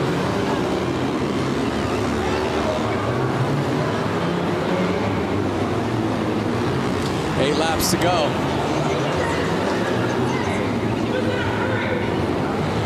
Seven laps. The laps are just ticking away. These guys are riding pretty dang fast. Yeah, Ian Malinowski in first place.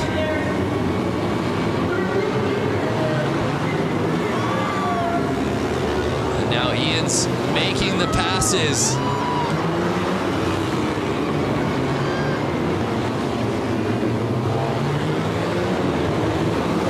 The story behind these bikes, the origin, and that's what the great thing about each of these classes, Lance, is each of these classes tells such an amazing story about not only the riders but the bikes and where they came from. Look at the forks on that bike. Bop, bop, bop. They're kind of bouncing up and down. That's too soft of a fork, and that's going to make the bike actually have a hard time getting traction in the corner. That's going to slow him down. Malinowski, I saw a bike backwards, is covering so much real estate. Hitting outside, hitting inside, making passes both ways. And takes the victory here in the build main.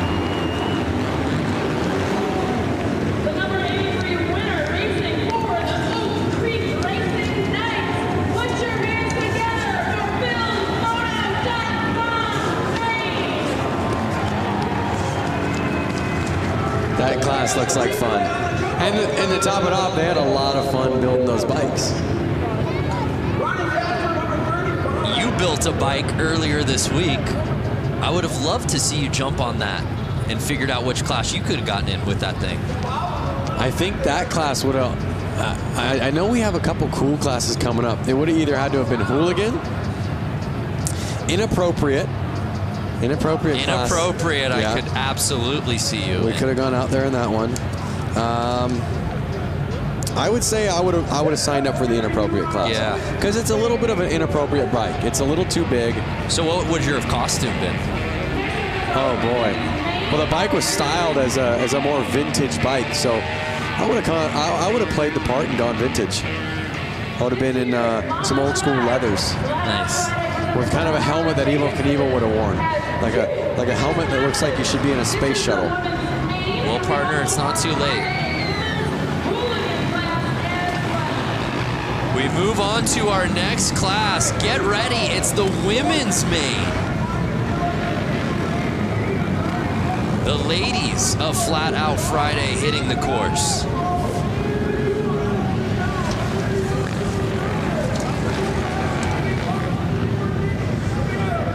We've got 12 riders out here. And this is one we're really excited to watch. All of these women absolutely ripping on this course. Was watching them in practice earlier today.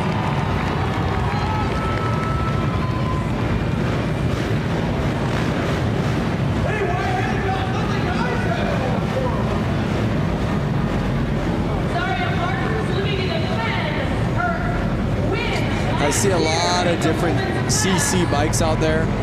CC is the cubic inch of the motorcycle, which the more cubic inch, the more power. But I'm seeing bikes that could be upwards of 450 cc's, and then bikes that look to be somewhere in the neighborhood of 125 cc's. Yeah, let's bring in Johnny. Are you seeing that as well? Lance just talking about the variation in cc's in this category. Oh man, there's a big one. I don't know if you noticed, the last bike that pulled up to the start line was a Honda Rebel. Still has the taillight on it, but then you got racer girls that race full time, like all season long. So there's a lot of really strong talent out here, and also a lot of beginners just getting out here for the first time. So we're getting ready to set it off for the women's main. We're having some troubles at the start right now. I'm seeing some gate jumps. I'm seeing some bike stalls. So I think it's their nerves kind of getting to them. And as Johnny said, you see it with hooligan racing. You see it at Flat Out Friday every year. Just so many different types of bikes, but you're at Flat Out Friday when you see a tail light out on the race course. Yep, getting bumped to the back. It was looking like she was having some clutch issues.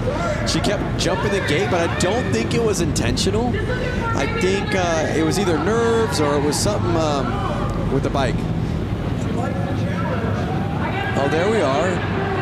Yeah, I'm seeing dirt bikes, but then I see a cruiser bike. Right, and that looks to be Zaria Martins. Oh, she has to be on the third line for those mistakes. They're off. Again, that inside line kind of being the promising one. It looks to be the number 11. Anna Lang.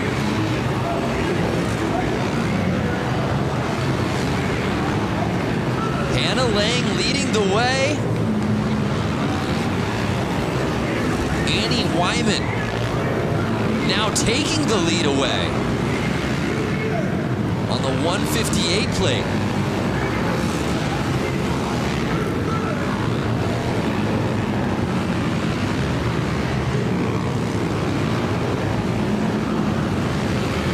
And you see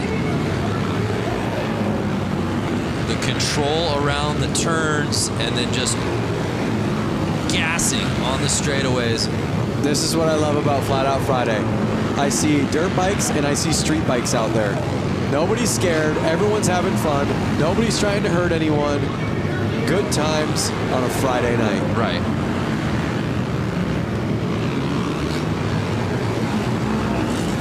So it's Wyman still leading the way with Megan Funk right behind her. 4 laps to go.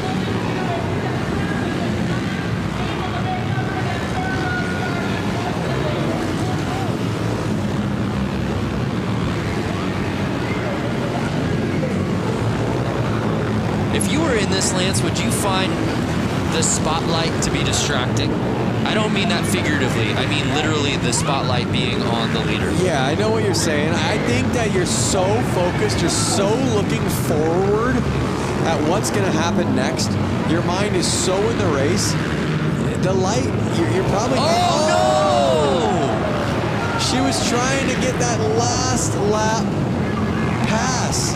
Hannah Lang touching tires with our leader, Wyman, holding on to the top spot. So I think that the spotlight goes unnoticed. I really do. I think your mind's so focused on the race, that's not something you're thinking about.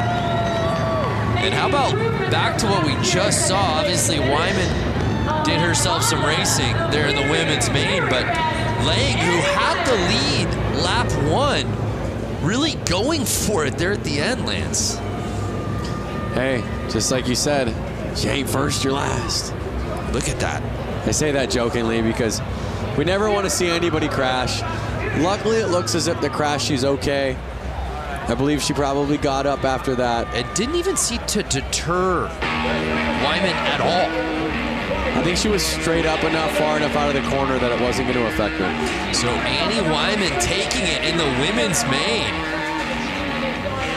Let's head down to Diana, who's with Annie. Annie Wyman, congratulations. You took the lead, smooth race, and someone almost knocked you down right as you're crossing the finish line for the win. How was tonight for you? Thank you so much. It was a really close race, but I had a lot of fun. It's my first one ever at Flat Out Friday. I wanted to thank my dad for taking me here and all my sponsors for helping me out. First time at Flat Out Friday must be a good luck charm. Congratulations, Wyman taking the win. Yeah, what a performance from Wyman in the women's main. Didn't have the lead early, but was able to climb the ladder, took the top spot by lap number 2, and then there was no looking back. Even got a tire tap there on the final lap. And now it's that category Lance has been waiting for, the scooter main. Let me out there. I wonder if they would have let, I guess a scooter, you probably have to have that section in the bike where your feet can kind of sit on that platform. The scooter main. Do you have a scooter at home? I don't. I have once upon a time. I was actually able to trade my van for it straight up.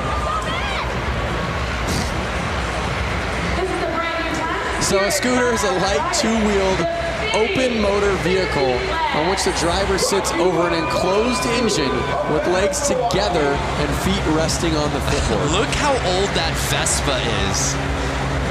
Just a nice vintage Vespa.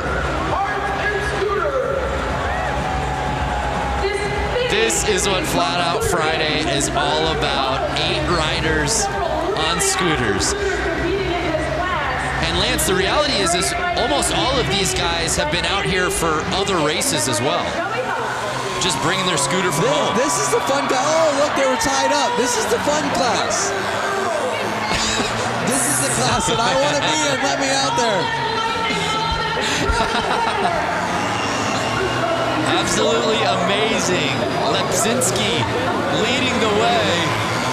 These are the grocery getters. These are the coffee getters.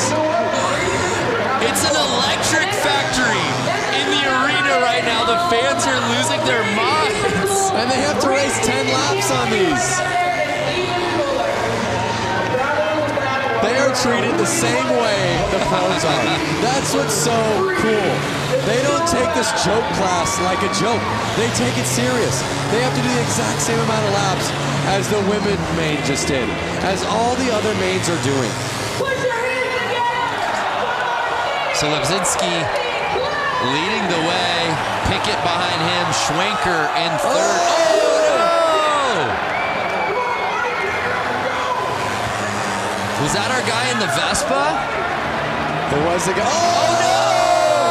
Carnage! And they're only 4 laps in. That was our leader. So now Lausch.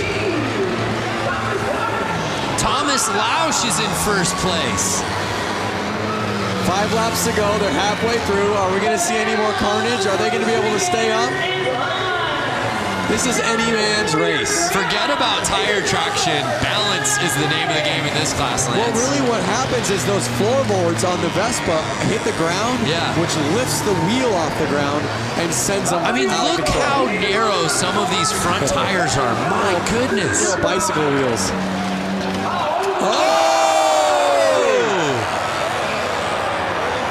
back up. A brutal tap. I'm telling you, these guys are laughing. They're all laughing in their helmets right now. And now it's Schwenker. Logan Schwenker leading the way. Will he get past? And he does. Andy Pickett.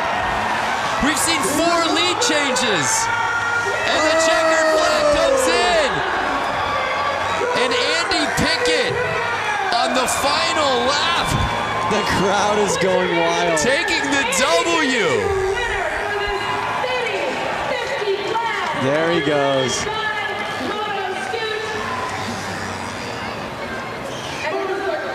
Wow. I've got a grin ear to ear right now. That was amazing. Yeah, I was smiling the whole way. Oh! Tucked front end right there.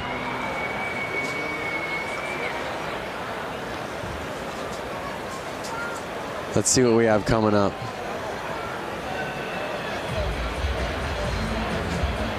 Oh! And just with so little weight between these guys' legs, it's like finding that balance. He's gonna feel that on Monday. He's gonna feel that tomorrow. A little bunny hopping across the finish line. The results officially coming in.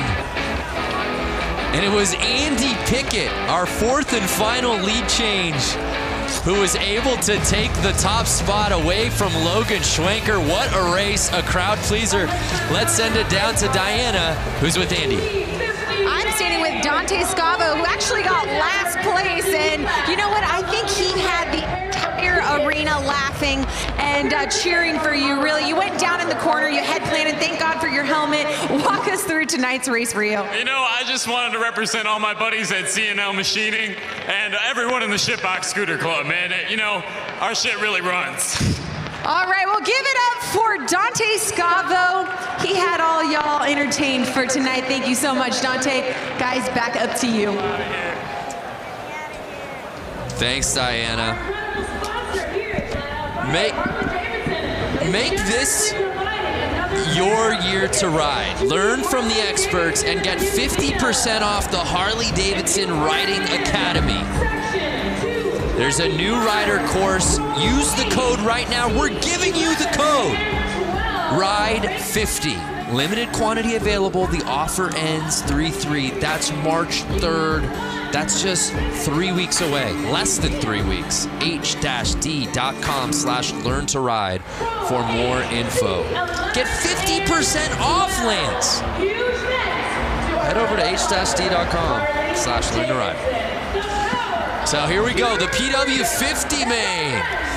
This is where I started out, on a little PW50. Mine was pink, like you saw that first one. Was it really? A young Lance. How old of a boy were you? I was 4 years old. Get out of here. And you see that pink model was from like the late 80s, early 90s. And these bikes have not changed for, I would say, 30 plus years. That is just a testament to these bikes. So if you're thinking about getting your kid out there to ride, PW50 is a great bike, and they haven't changed in years, so you can get an old one, get a cheap one, get your kid out there on 2 wheels, and it's really something awesome for the family to do. Yeah, no doubt. There's a look at our field of 11 riders. We don't have ages on these kids, but they've obviously gotten the bug. I'm gonna guess between 4 and 8. Wow. I'm gonna say 4 and 6, actually. That's just amazing that a 4-year-old Lance Corey was out here. And they're off! And it's the 38 Braxton Jacobson. And look at their setups. It's just like the adults. They have the carpet on the boot. They have little mini boots, mini helmets, mini chest protectors. They are kitted. And Braxton says, "Excuse me, field, I came here to do a little racing." Just getting his lap on. And Lance, he is riding at another speed out here tonight. He is riding at another speed. He's looking a little big on the bike, so I'm going to guess he's a little bit older. But once again, he fits that bike. He's out there racing, and he's having a blast. Perfect form. And the checkered flags are out. And was there any doubt? Braxton Jacobson with a wave to the crowd. What a pro here in the PW50s.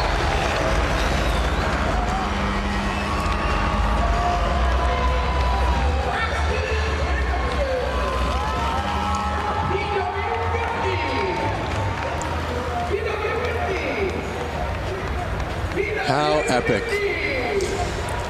And he didn't have the inside positioning to start that race. He had to come from middle of the line there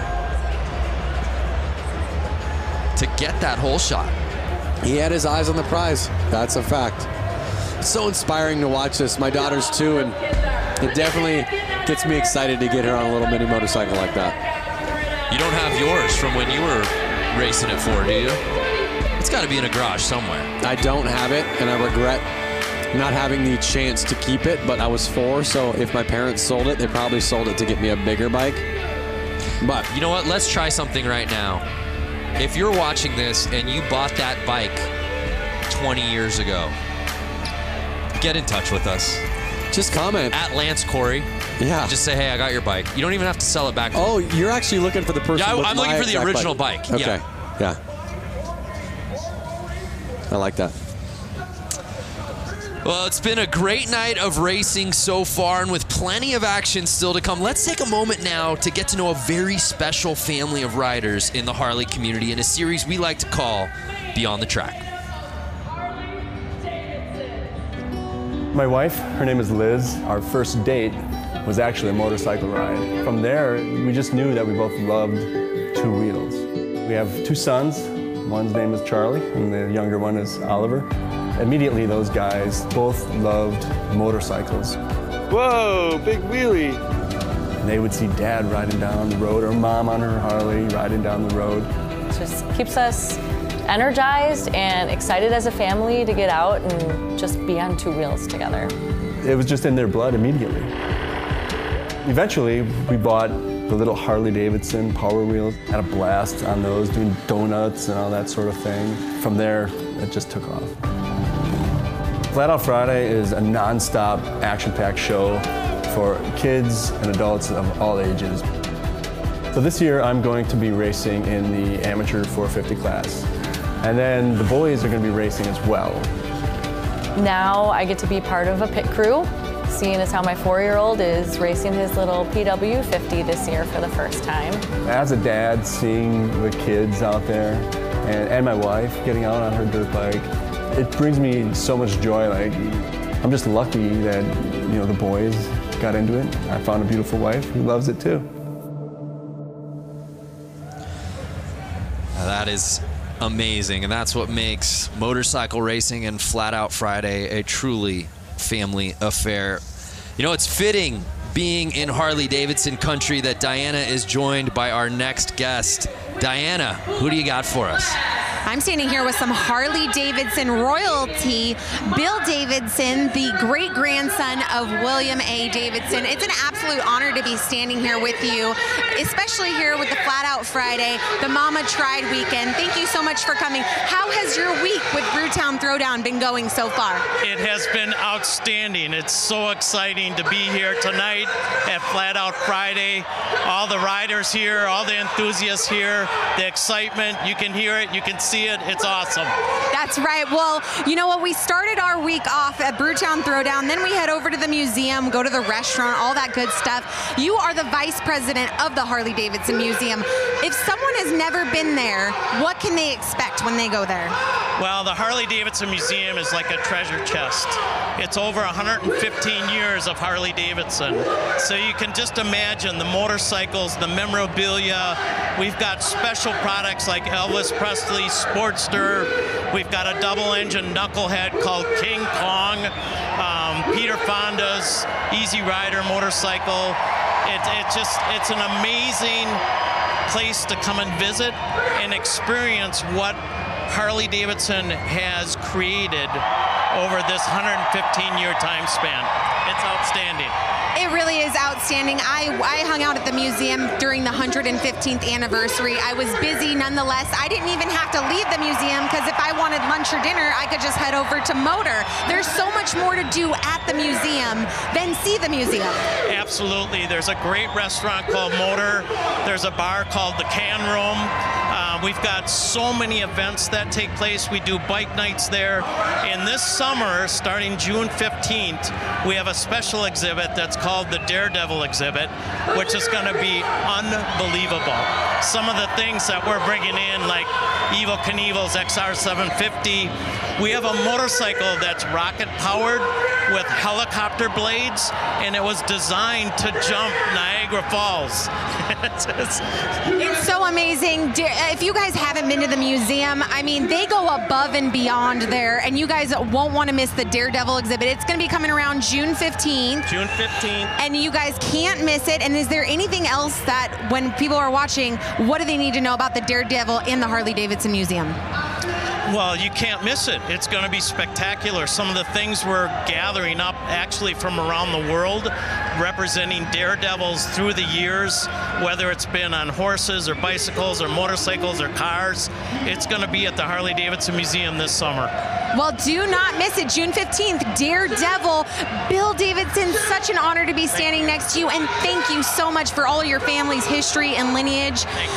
Brando, Lance, I'm going to send it back up to you guys. I bet you're jealous right now. We are peanut butter and jealous is what we are. And the Harley-Davidson Museum is worth the trip to Milwaukee alone. Whether you own a Harley-Davidson, whether you rode motorcycles or not, it is an institution. We love going there. I love the Harley-Davidson Museum. I love the food that they have there. I love the memorabilia that you can buy. Well, tonight's broadcast is brought to you by the all-new electric Livewire. Plug into a new kind of thrill. Discover more at h-d.com/livewire. And by Eagle Rider Rentals and Tours. With more than 150 locations in the United States, rent your dream bike for a road trip across town or across the country. Eagle Rider's the official U.S. provider of rentals and tours for Harley-Davidson Motor Company. Visit eaglerider.com to learn more. Well, the show moves on here at Flat Out Friday as we move on to our next class. It's time for the women's hooligan main race. Let's head back down to Johnny for a little report from the course. Johnny, how you been, man? Just down here watching the action. We got a full class of women hooligan bikes this afternoon. And to me, if you look at these women, there's not many over 5'10". I'm 6 foot, and these things are 500-pound motorcycles. And even me riding them around on the street, I get, intimidated. So these girls are jumping out here, and they're going to put on a show. The racing's going to be really good. Throwing these bikes around like they're mini bikes and make some good passes. I'm excited for this. Yeah, we are too. Well said. What a sharp lineup of motorcycles, Lance. Yeah, I'm looking at the start list right now and looking at the women out there. I see a name that's familiar, Kaylin Thorian. She is a professional skier. Right. Who loves to ride Harley-Davidsons. Clearly. The bike she's on is not even her bike. She flew here, asked to borrow one of the hooligan racers' bikes, so she's out on someone else's bike. She loves racing so much, she loves motorcycles so much that she found herself out here sans bike and just said, I'll figure it out. Yep, and she's right there, the number 46. You could see her about five women in. Four women in. Keep an eye on her. Also in this lineup, Hannah Lang, who went down on the final lap in her previous race. 2 down so far. Never a good thing to see on the first lap. They're running a red flag. Usually means pull over. Let's get this cleaned up. Everyone, let's restart this race. Yeah, that's a tough start. It's never a good thing to see people go down on the first corner. And we've been saying it, though. You get your laps in early, and then it's just so much of sit around and wait, and you finally get to that point. And it's such a buzzkill right out of the gate. to go down. Oh, The man. adrenaline. Ooh. I'm worried. Was that Kaylin? I think that was Kaylin. Was Yeah, that the was 46 Kaylin who I was plate? talking about. Yeah. And you also see... Look at her. Look at how tough she is. She's not scared. She wants to get back out there, but they need to get the bike straightened up. Right. She is tough. Kaylin Thorian, and she's trying to get back out there. Looks like she's going back out. Awesome. Love to see that. What did I tell you? Keep an eye on her. Again, what a story, traveling out here to Milwaukee without a bike. She just crashed somebody else's bike. Just crashed somebody else's bike who might be racing later tonight. We don't know. That's one of the Suicide Machine Co. bikes. I'm not sure if they made it in the main or not. But you got to be a pretty nice person to, let somebody go out there and race your bike. Again, they're just doing this for fun. Nothing serious. They literally are like, oh, you want to race my bike? Yeah, go race it. And then she just kind of comes like, sorry. I'm sure they're gonna go up to her and go, wow, we're so stoked you got back out there. Look at her. Something's up with her shoulder, but she's back out there. Everyone's kind of cheering her on. She's ready to go. Her adrenaline is just pumping. You know she's gonna be sore.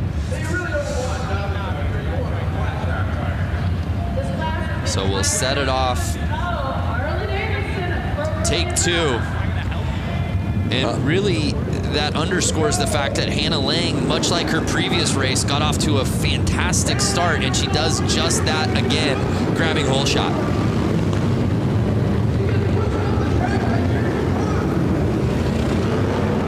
Hannah Lang looks to have qualified first, and now she's in the lead. We'll see if she can keep that fastest lap time at the front of the track. So she's holding on to the top spot, but she's on the outside. Oh! And she pushes off. That was Lassen. That was Lassen, who was right behind her. Kristen Lassen was pushing hard, but pushed a little too hard.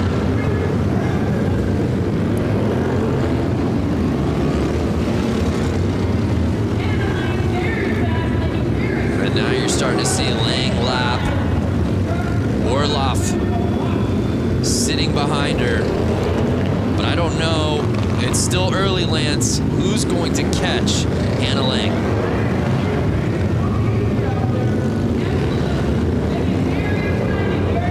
They're a minute in the race. You can already see Lang's got a 5-second lead on Orloff. Mia Orloff sitting in that second position, but she's got so much ground to cover, and Hannah Lang just seems to be getting faster as this final moves on. Every lap, your confidence kind of boosts and boosts and boosts. You're getting more comfortable. You feel the track more and more. You understand the track more and more. As long as you can keep your excitement level down, you can usually hold on to that win.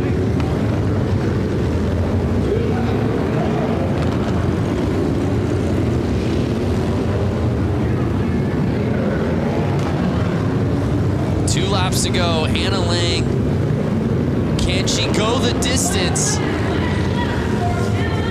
and win this thing from start to finish?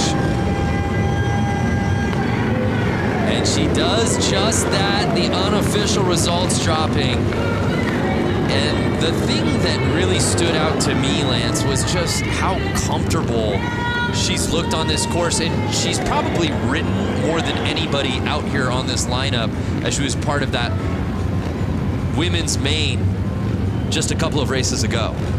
I actually believe I ran into Hannah Lang in the pits, and there was a couple other racers kind of pointing her out, saying, keep an eye on her. She's going to be the one with the win tonight. So I think the whole kind of pit knew it, the whole crew knew it, and she pulled it off.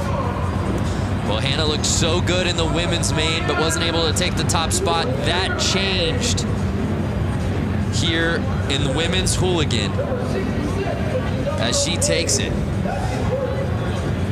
Again, got to give that street cred out to Kaylin for pulling back out there on the track after slamming down on that concrete. Yeah, so our results officially in the books here in women's hooligan. Hannah Lang fending off Leah Orloff and Mallory Lee to take the top spot. And of course, Kaylin Thorian just outside of that top 3 spot, settling for 4th. Let's head down to Diana, who's with Hannah. Standing next to the winner of not only this race here at Flat Out Friday, but at the 115th anniversary, she also won the Flat Out race. She's built this bike. Not only this, she dominates on the course. Hannah Lang, what makes you so superior to other women on the course? I guess I do come from a very good dirt track background, and I have a great team at Westman Harley that builds great bikes, and they helped me build this one for this year. Well, she's taking home another win. Guys, we're going to send it back up to you. Hannah Lang taking the win here tonight. Yeah, Diana reminding us of just how good she was at the 115th. Yep. Late last year. Confidence is key. So we turn our attention now to the next class. It's time for the amateur main.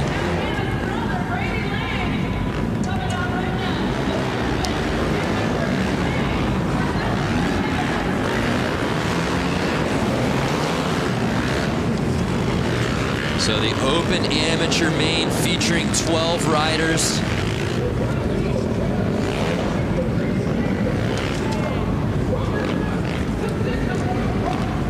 Headlined by some familiar names, including Matt Schmidt. I see number 90 of Brady Lang. I'm wondering if that's a relative. Oh yeah, of Hannah, possibly. A family of racers.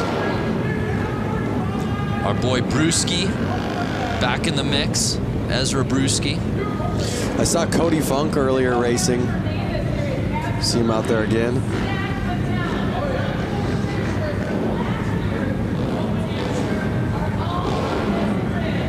Our lineup set for the open AMs.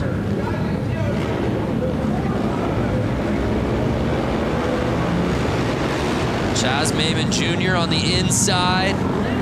Can he grab the lead early? He does just that. Hugging the inside so he doesn't get past, staying on the gas.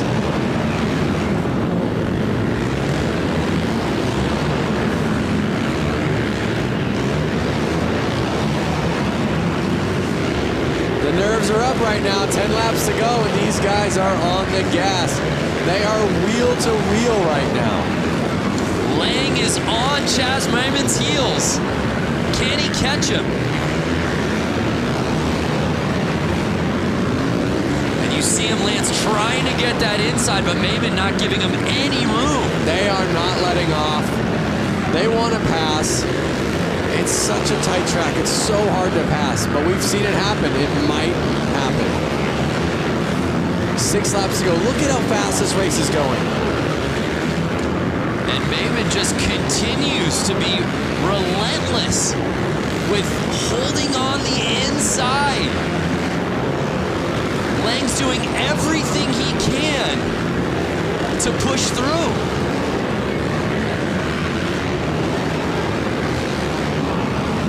Now, when you're sitting in that second spot, as Lang is, you know the strategy. I've got to get to the inside. I got to get to the inside, and you're not getting it. At what point do you just figure out, I got to make this pass one way or another? Did he make the pass? Oh, man down, rider down. He's in the lead. He made the pass. Lang made the pass. You're right. Lang is on top. Must have happened without unofficial results, and he does it. Was that the final lap that he did it? I think those results are a little off. I believe Lang pulled it. Lang is on the 90 plate. Yep. And so he sure looks like he did. Lang wins the women's class. Lang wins the open amateur class. So what you're saying is when you register for these races, you should write last name Lang. What I'm saying is the Langs trained together. The Lang train. Yep, and they knew exactly what to do. There's the pass right there. Whoa. We said it. All race long, Lang was just looking for that opening.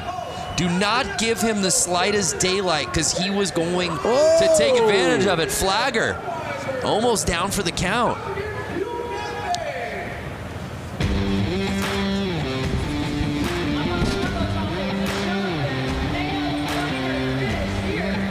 So appeared that Brady Lang, when it mattered most on the final lap, was able to make his pass to the inside.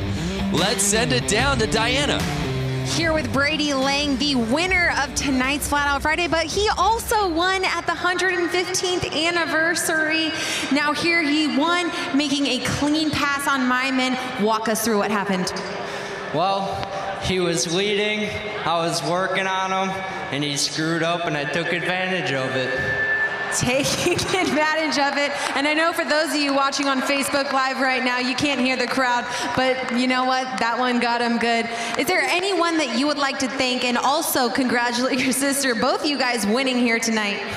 Yeah, I'd definitely like to thank Southeast Sales, West Bend Harley, Spectral Oils, Bell Helmets, Trier Distributing, Moose Racing, Promotion, and that's all I can think of for now. All right, congratulations. Another Lang on the podium. Brando Lance, back to you. Brady Lang is an absolute gamer. Diana, next time you ask the winner, I want to know like what they had for breakfast and lunch. Were they so nervous that they could barely eat, or did they load up? Yeah, what was the meal of choice today?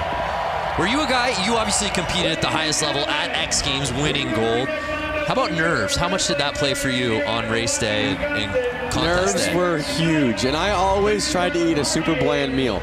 I would eat rice, chicken, something that I knew wasn't going to mess my stomach up. I'm sorry, Lance. We'll have to continue this thought in just a second. I'm not quite sure what's happening here. In Milwaukee, hanging out, having a great time. I brought some of my guys with us. We're having a great time watching the riders in the back, watching the races, doing a great thing. We want to thank everybody for coming out tonight. Let you know we got a big show coming up at Turner Hall in September. We got a couple other big shows coming up. We hope to see you guys if you're in town. I want everyone tonight, have a drink, have a good time, get a little rowdy, get a little crazy. It's become rogue down here on the course. Diana, what's going on down there? You know what? I have a little bit of wrestling experience, and this to me looks like a showdown. Oh my goodness. You're so lucky, Brandon, that you're not down here because I feel like they would break you up into little pieces. Oh, wow. They would just chew you up. Tell me how you really feel. Jeez, oh no, they're not gonna, Diana, they're not gonna throw him on this table, are they? No, whoa! Thank you, Milwaukee! Lance, the man has a family, Lance. What did they put in their Wheaties this morning, guys? That's what I want to know. They just threw that man on a table and broke the table. Was that Vance or Lance? Hey now, hey that was now. Lance's alter ego, Vance. You know, that's got me thinking, Diana, Lance. Obviously, these wrestler takeover. What would be your wrestling name? Diana, what would, if you're wrestling, what would be your nickname?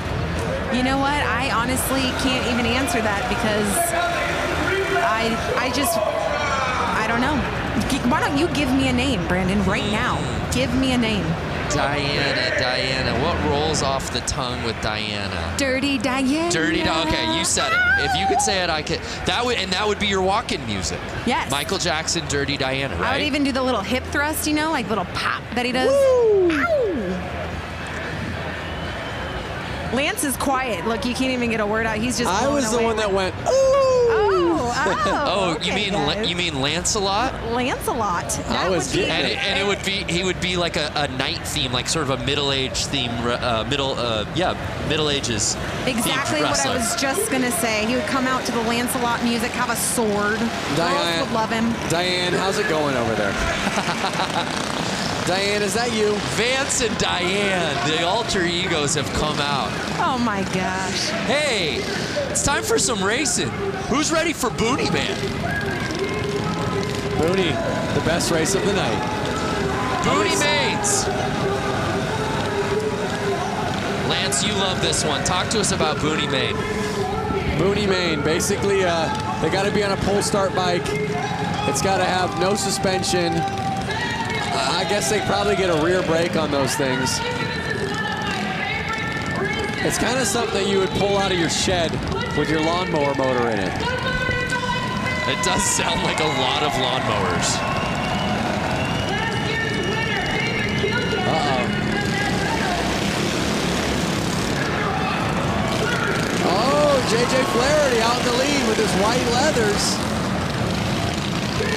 J.J. Flaherty's a local out here. He is. He didn't make the main for the hooligan class, which I'm sure he's bummed about, but that's why he brought this bike out, because he wanted more laps and he wanted more racing. J.J. Flaherty, an absolute fan favorite. I was walking the concourse earlier this evening, and kids were beyond stoked to meet him and get his autograph out here tonight.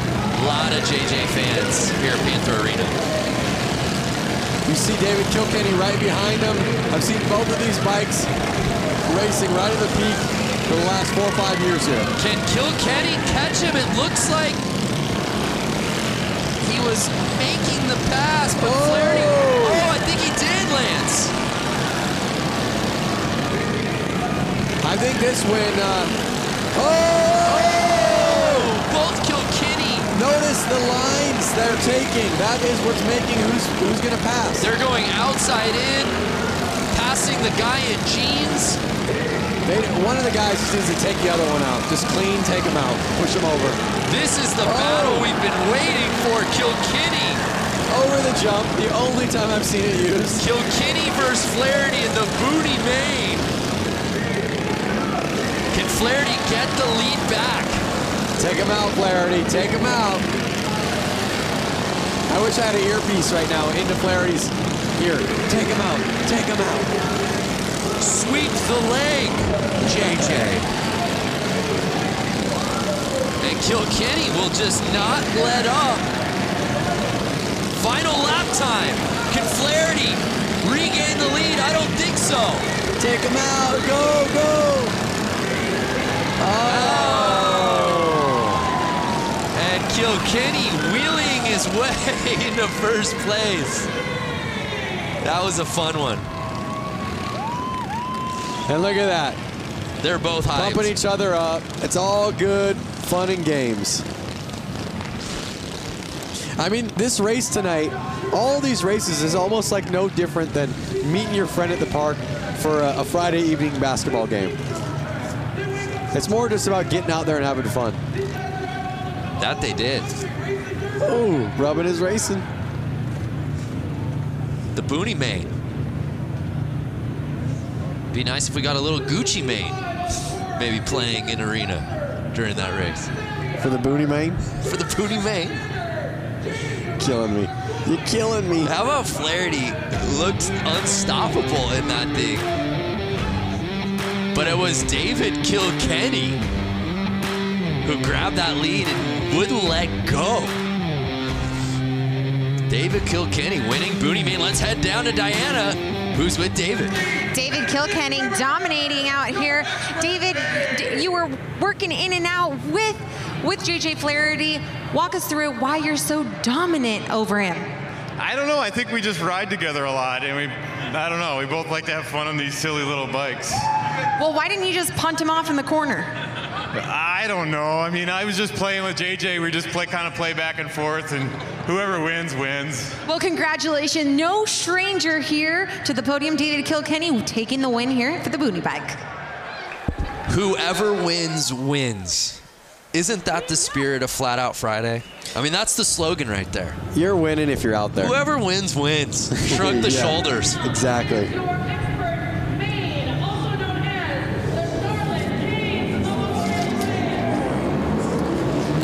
Now we're getting into the big dogs, Lance. Expert main. That means we've got to bring in our pro, Johnny. Break down this category for us, these riders, these bikes. So, you know, these guys are on 450s. They're used to racing on bigger tracks. You know, the spectators are about the same, so the nerves aren't so much. It's just a tight track that's really going to amp these guys up. You know, all day long they've been watching the track, you know, really seeing if the track is changing. Because these guys, unlike those guys, you know, just said on the boonies, hey, whoever wins, wins. It's not these guys. They're wanting to take home this win. Even though they're not the big show here tonight, because the hooligans kind of take over, these guys want to win. They have bragging rights because this is all season for them, and they want to go into the season saying, hey, I won Flat Out Friday. I bumped the guy out of the way. You know, it's going to get aggressive. These guys are going to put on a good show. You know, and it's going to be a quick race. It's going to show some cool racecraft out of these guys on this racetrack. Yeah, that's a really good point from Johnny. It is a really nice teaser for the season for a lot of these guys. On top of bragging rights, there's something about getting this win here tonight. And just to add this to your resume as another win, sure. it always helps your resume to have one more win on it. And they're off. It was the 65 who got the lead. And oh my, the 20 plate. Doing a little bouncing and taking over the top spot. One of Harley-Davidson's themselves. Jared Vanderkoop.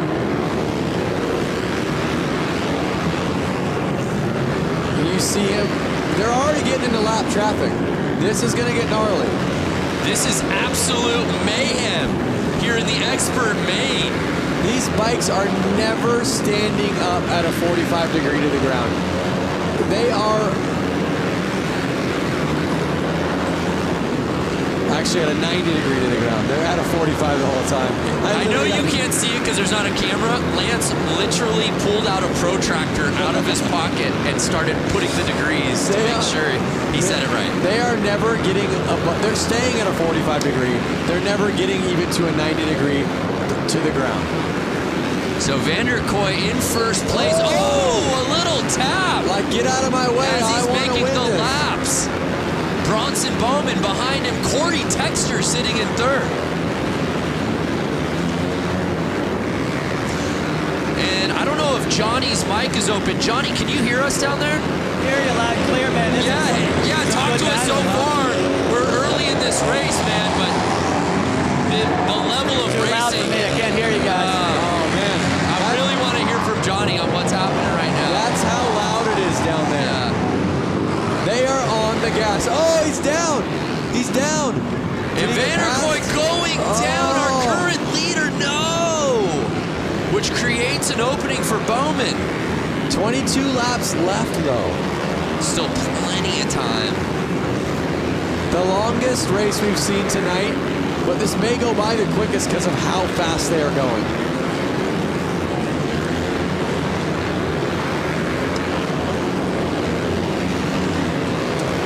So it's Bowman still in first place. Corey Texter behind him. And you know who I don't see any side of, at least at the top, is the 69 plate, Sammy Halpert. Notice how fast these guys are changing positions right now.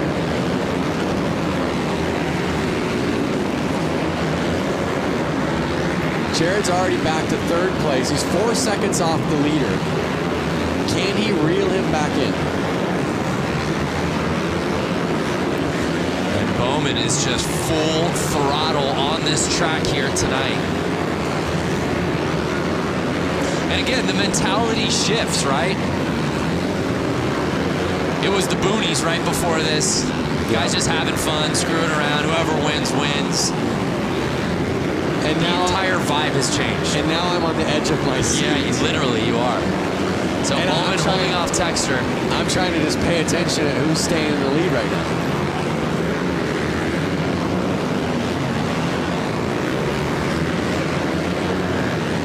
So Texter just over a second off. It's really a two-man race. Final 9 laps to go right now. Spotlight is staying on Bowman. But again, credit to Vanderkooi for getting all the way back in. Now he's sitting in third. 8 laps to go. 7 laps to go. You're right, though. In the blink of an eye, we went 25 down to 6 laps. Yep. That 1/16th track will do that to you.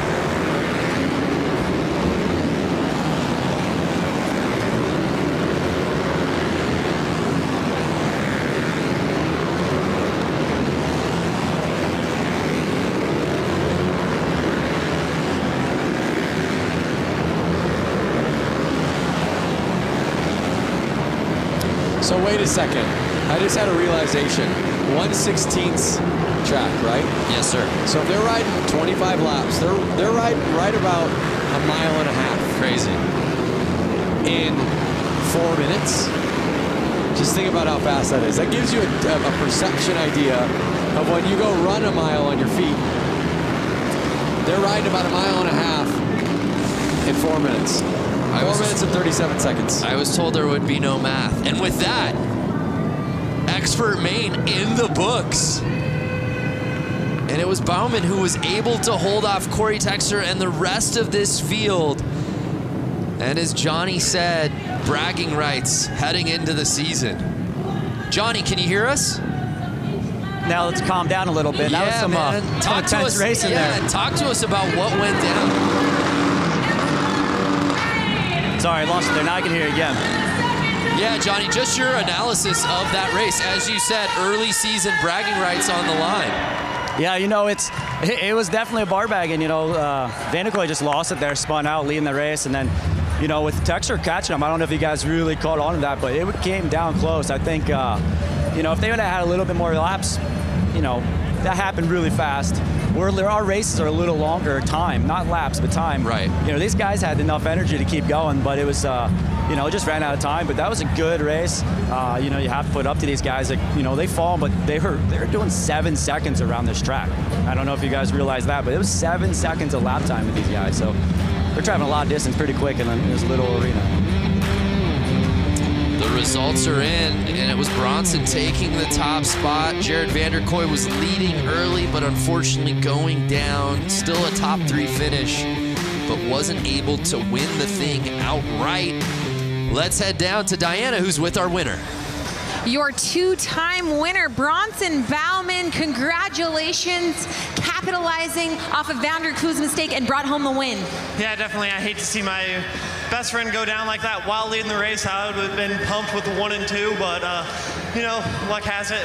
Last year I crashed during the main event and picked it back up and got the win. So to get the win again here tonight, 2 years in a row is awesome. Well, keeping it rubber side down with a clean line brings you on the win. Congratulations, 2nd win in a row for Flat Out Friday, Bronson Bauman. Congratulations to Bronson. That was some racing, no doubt about it. That was epic, but as you heard him say how stoked or how bummed he was for his friend, he said he would have been cool with 1, 2. Right. So they kind of all have that mentality out there.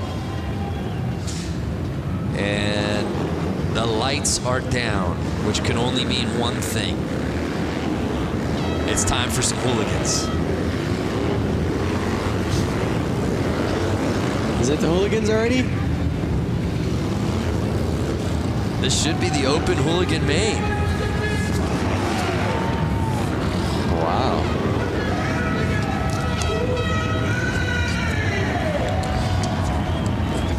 The night is going by so fast. Crazy. I'm like, we're already to the hooligan main?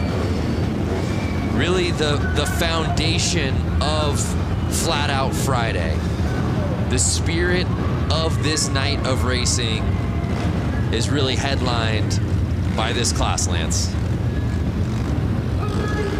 A group of guys that really got this going from Southern California that made it kind of known in the social media world and showed the fun about it and showed that you don't need to take it too seriously. You can have fun. You can build these bikes in your garage. You can work all week. You can go out with your buddies and you can go race. And it's really caught on nationwide and I'm sure worldwide. And it's just so cool to see this class have 100 people sign up for it today. Unreal. So a lot of familiar names in this starting list, and they're off.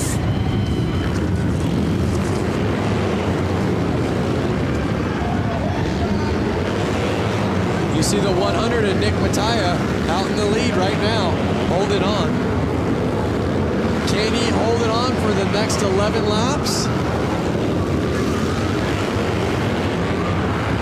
Heverly right behind Mattia, but right now, Nick is building a sizable lead.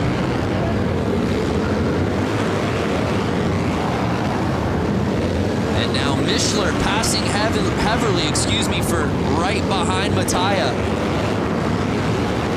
Can Danny Mishler bring it and try to find an opening?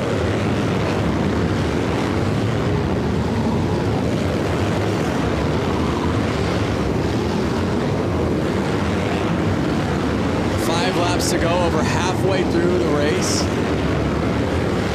Nick Mattia just making this thing look effortless. You can see how calm he looks. You can see how smooth he looks. And that's what really you see in most winners. Now Benny Carlson has jumped up into second place. Oh no! Heverly passing Carlson for second.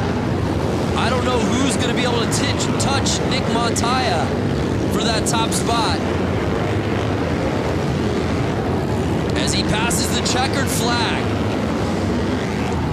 Nick Mattia getting the whole shot and never looking back.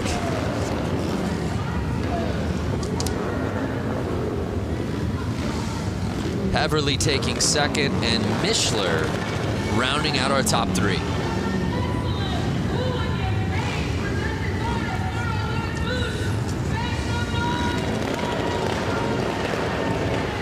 Look at that, rubbing his racing. Yeah, there's a great look on the inside.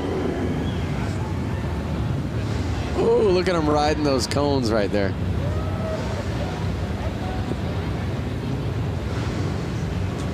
But Nick Mattia. Is this the crash? Look at that. Yeah. See what it is? The side of the motorcycle touches the ground, which lifts the rear wheel off the ground, losing all traction. Bike goes sliding.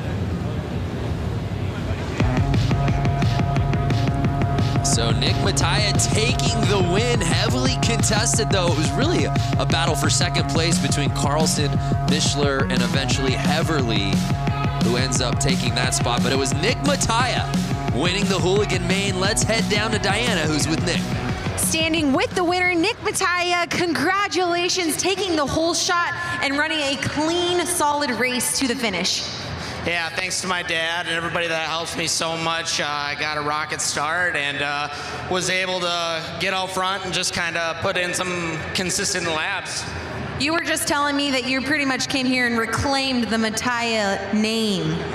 I'm not going to say that there's a ton of weight on my shoulders, but I felt like I needed to do something after my brother's crash last year, riding Charlotte's bike with 2 laps to go.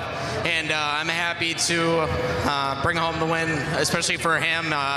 He just had knee constructive surgery, and he couldn't be here today, but this win is for him because I know he wants to be here.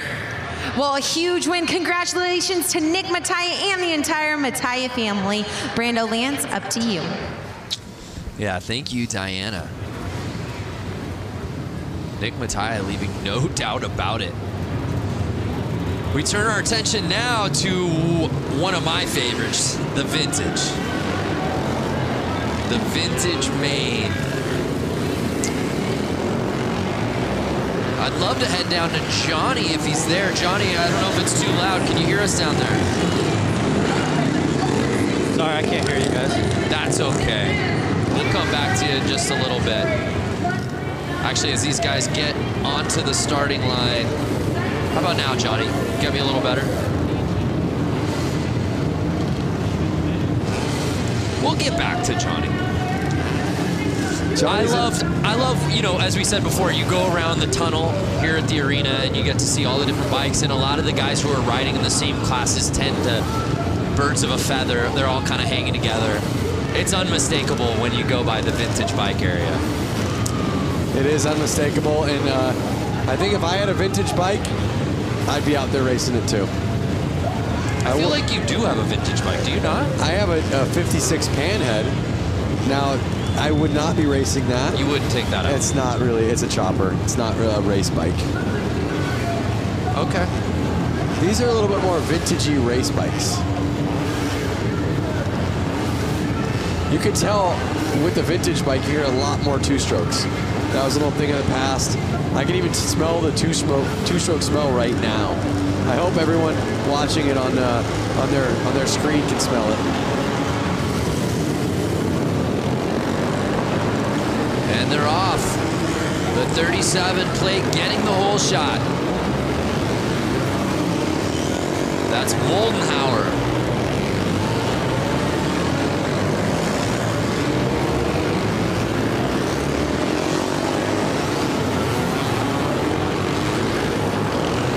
You know what was really neat, Lance, was watching this class out during the Harley-Davidson. Oh, look at that. Oh! Couple bikes down. I'm not sure if they've broken down on them. They're just not able to finish the race because of how old the bikes are. To finish that thought, the Harley-Davidson 115th anniversary races when we did the beach race. Yep. And seeing a lot of these vintage bikes out racing on the sand. That was incredible. So Moldenhauer really just kind of weekend cruising right now to the lead. Yeah, it doesn't look like anybody. Oh! Doesn't look like anybody's pushing too hard. I think those vintage bikes might be dropping some oil on the track, which is making all these riders go down.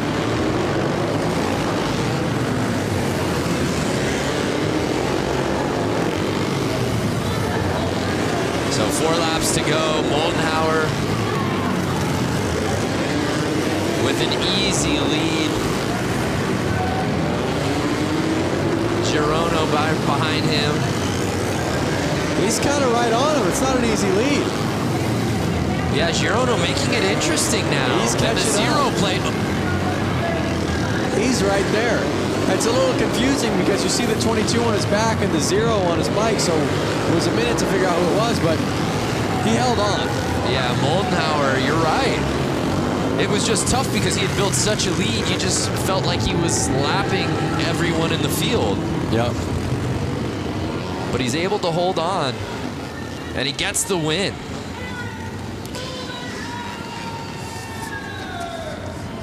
Next up's my favorite class.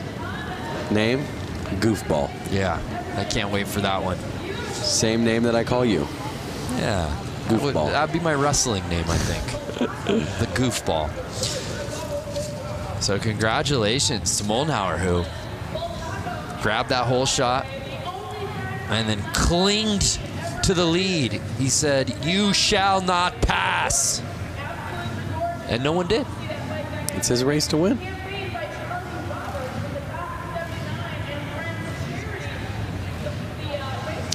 So the final results officially in. Let's take one more look at the standings from the Vintage Main. It was Eric Moldenhauer. Tony Girono, though, made it interesting. You look at those times, a lot closer than I guess I was giving Tony credit for throughout that race. But let's head down to Diana, who's with Eric. Standing with the winner, Eric Moldenhauer. Now, Eric and I were just talking, and this is a pretty special moment for him because he came to Flat Out Friday about 6 years ago, the first ever Flat Out Friday, and it motivated you to come out here and race. Talk to us about it. Well, the first time I watched this, I was sitting right over there, and I thought I can do that. So here I am. That's a pretty special story, and you're sending the message to anyone in the stands tonight. Any of you guys watching through the world on Facebook Live right now, you too can come here and you can win a race. Motivated, how was that race for you? It was the best race I've ever had, so that was amazing. All right, well, congratulations taking the win in the vintage class, Eric Moldenhauer. Thank you, Diana. Tonight's broadcast is brought to you by Screamin' Eagle Performance, engineered for specific torque and horsepower gains. Eliminate the guesswork, go to screamin'eagle.com. And by Harley-Davidson Riding Academy. Learn to ride from the experts and build your skills on 2 wheels in just a few days. Look for a class near you at h-d.com/learn to ride. I love the Harley-Davidson Riding Academy. You could literally find this in any city in the country. Oh my goodness. We've got a chicken on the course. When you see it, you know it's time for the goofball main. If that bike in particular looks familiar, it should. I believe that's the cop bike that won this class last year. And was a pizza bike at 1 year. Yeah. That team comes out pretty strong every year with a pretty rad build. So for the uninitiated, this is our final class of the evening, the goofball main. Costumes on the riders, bikes dressed accordingly. I believe I see a Devo member out there. What would you call that with the red cap on him? Yeah, that's Devo. What's Devo? You don't know Devo? No. Please explain to me and the viewers that don't know. Do do do do do. You know the band that sings that song? Yeah. Whip It Good? Yeah. Yeah. That's what they wore. That's the costume. Oh, okay. Yeah. I didn't know that. Oh, did you think that was like such a nuanced thing that only I knew? I have no idea. I see a gorilla out there. I see 2 gorillas. Okay, well, yeah, I see. Was that it looked like Animal from the Muppets. That guy's like getting like a Elton John Vegas show, and then the farmer on the chicken. And how about the back line? I feel like I see an Abominable Snowman. And they're off. Whoa! Oh! And it's the boa. The Vegas boa. Yeah, baby. Zastro. Look at him popping wheelies every lap. He thinks he's got it. Well, he's got 14 laps to go, so he better keep it safe. Dude, I'm getting a very 70s Elton John look to Zastro, who's in our lead.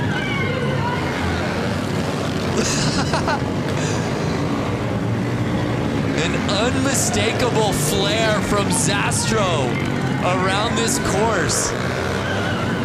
Oh, the chicken! The chicken hit the ground. The farmer could not control his chicken. What's the 3-wheeler doing? Chicken's down. Elvis is running it. Who's going to catch the boas? As he's making his laps. Nine laps to go. I'm kind of hoping he makes somewhat of a mistake so somebody catches up to him. I just hope that he does win it so we can ask Diana during the winner's interview what exactly he's going for on this look. I want that lawnmower.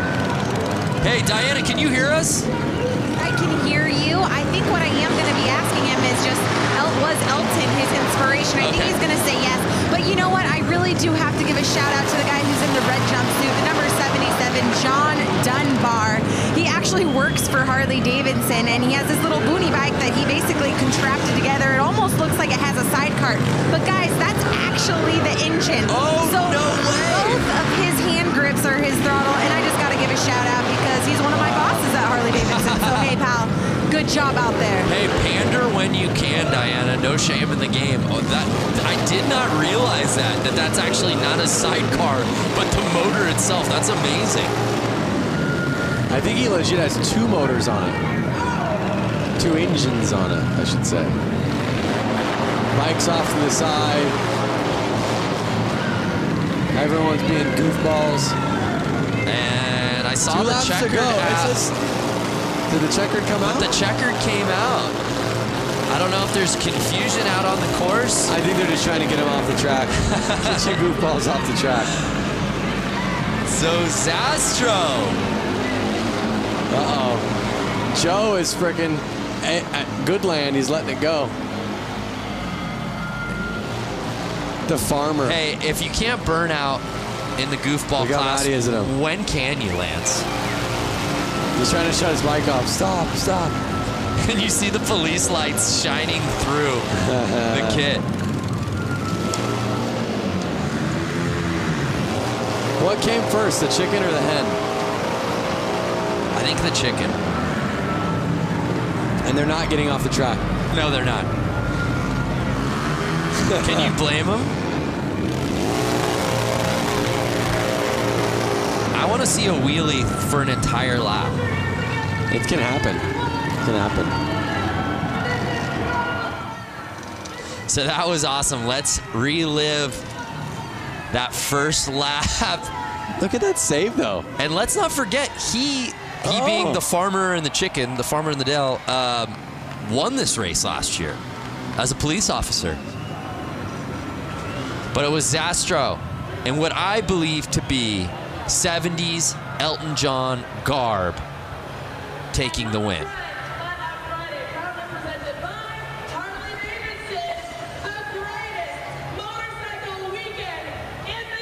And again, you would wonder if the boas, just like tassels on some of the previous drivers, would inhibit the speed. It didn't do it at all. Look at how many guys are trying to stop Farmer from doing burnouts. Well, let's send it down to Diana, who's with our winner. You know, this whole time you guys have been calling him by his name, but it's actually wrong. It's Elton Ron, and Elton here has taken the win. This was a great class, and I just love that we have Elton in the flesh. Thank you. I'm just glad Harley brought me back after 16 years. After 16 years. You haven't been here for after 16 years? No, Harley just brought me back after 16 years. I'm really appreciating it. Well, Elton Ron appreciates Harley-Davidson after 16 years bringing him back. We love Harley-Davidson putting on a great event here. You just put on a whole show for the entire stadium. Thank you, sir. Thank you. I'd like to thank Andy Mock from Motoscoot. He completely did this. I just got back in town. The people that put this on, obviously, and Mike Pence, too. Awesome. Well, congratulations, Elton Ron, taking the win here for the Goofballs. I love it because Ron Zastro got the whole shot, got the lead, and then immediately went wheels up and just wanted to have a good time through that first lap. I just wanted one note from Elton Ron. Just one hit. Just one Rocket Man. Yeah, Rocket Man. What a night out here at Flat Out Friday. I hope you fans watching at home, have you enjoyed it as much as Lance and I have. Let's do a little social recoup if we can. I'd love to see what people were saying that we're watching. Ride with Peaks, 2:22 in the UK, and I'm hooked. This is amazing. Flat Out Friday. Please put my tweet on the Jumbotron. I love racing. That's all I ever wanted. Well, Cold Cucumber. I don't know if it got on the Tron, but you got on the screen on the big show, baby. It's madness here in Milwaukee. Yeah, yes it was. It smells like fast bike bulls in here. What a night. It's been so much fun, Lance. Hey, let's head down to Johnny for his final thoughts on the night. Johnny, you made your broadcast debut. What'd you think of your first Flat Out Friday on the microphone? Wow, man, that was. I think that was the way to win the night. The racing all night long was incredible. I don't even know what to call that. I don't know if it was a race or just, it definitely fits the Flat Out Friday motto, And then this isn't even the end of the weekend, All these guys here tonight watching and hanging out, there's still bike shows and all this other stuff going on. So, man, for this event, to come here to see the racing, let alone like having pros and the hooligans, having 100 hooligans split in between 3 classes, now this event is just taking that racing to a whole different level in the wintertime when it's 10 degrees outside. This was an amazing event. Yeah, it didn't feel like 10 degrees inside. Thank you, Johnny. How about Diana Dahlgren, your final thoughts? What's your takeaway from Flat Out Friday 2019? You know what? Flat Out Friday 2019 was epic. And not only that, the whole week and the weekend continues after this. Lance and I, we got to do this amazing bike build-off. We went head-to-head for Brewtown Throwdown. And you guys, the fans, are going to be able to vote come Sunday. Social channels are going to be lit up with our 2 Harleys that we got to build here in Milwaukee this week. You guys are going to have to vote for Team Super Bob. No Vance, you're not going to win with Team Quick and Sleazy Easy Cheesy. Okay, guys, great weekend, and of course, having a blast with you and Harley-Davidson. So grateful for everything they've put on through the entire week. Thank you, Diana. Look at that, a shot across the bow to you. Go Quick and Easy. Vote for the red bike. Quick and Easy. Let's win, baby. So Lance, Corey, it was an amazing night. So many different classes. What stood out to you here on Flat Out Friday? I mean, being a dad myself, what stood out to me was honestly seeing the kids on the bicycles and seeing the kids on the PW50s. And again, they got to race and ride on the same track some of the leading class pros are racing on tonight. What an evening. So much good stuff. Our thanks to our friends at Harley-Davidson. For Diana Dahlgren, Johnny Lewis, Lance Corey, I'm Brandon Graham saying thank you so much for watching Flat Out Friday here from Milwaukee, Wisconsin.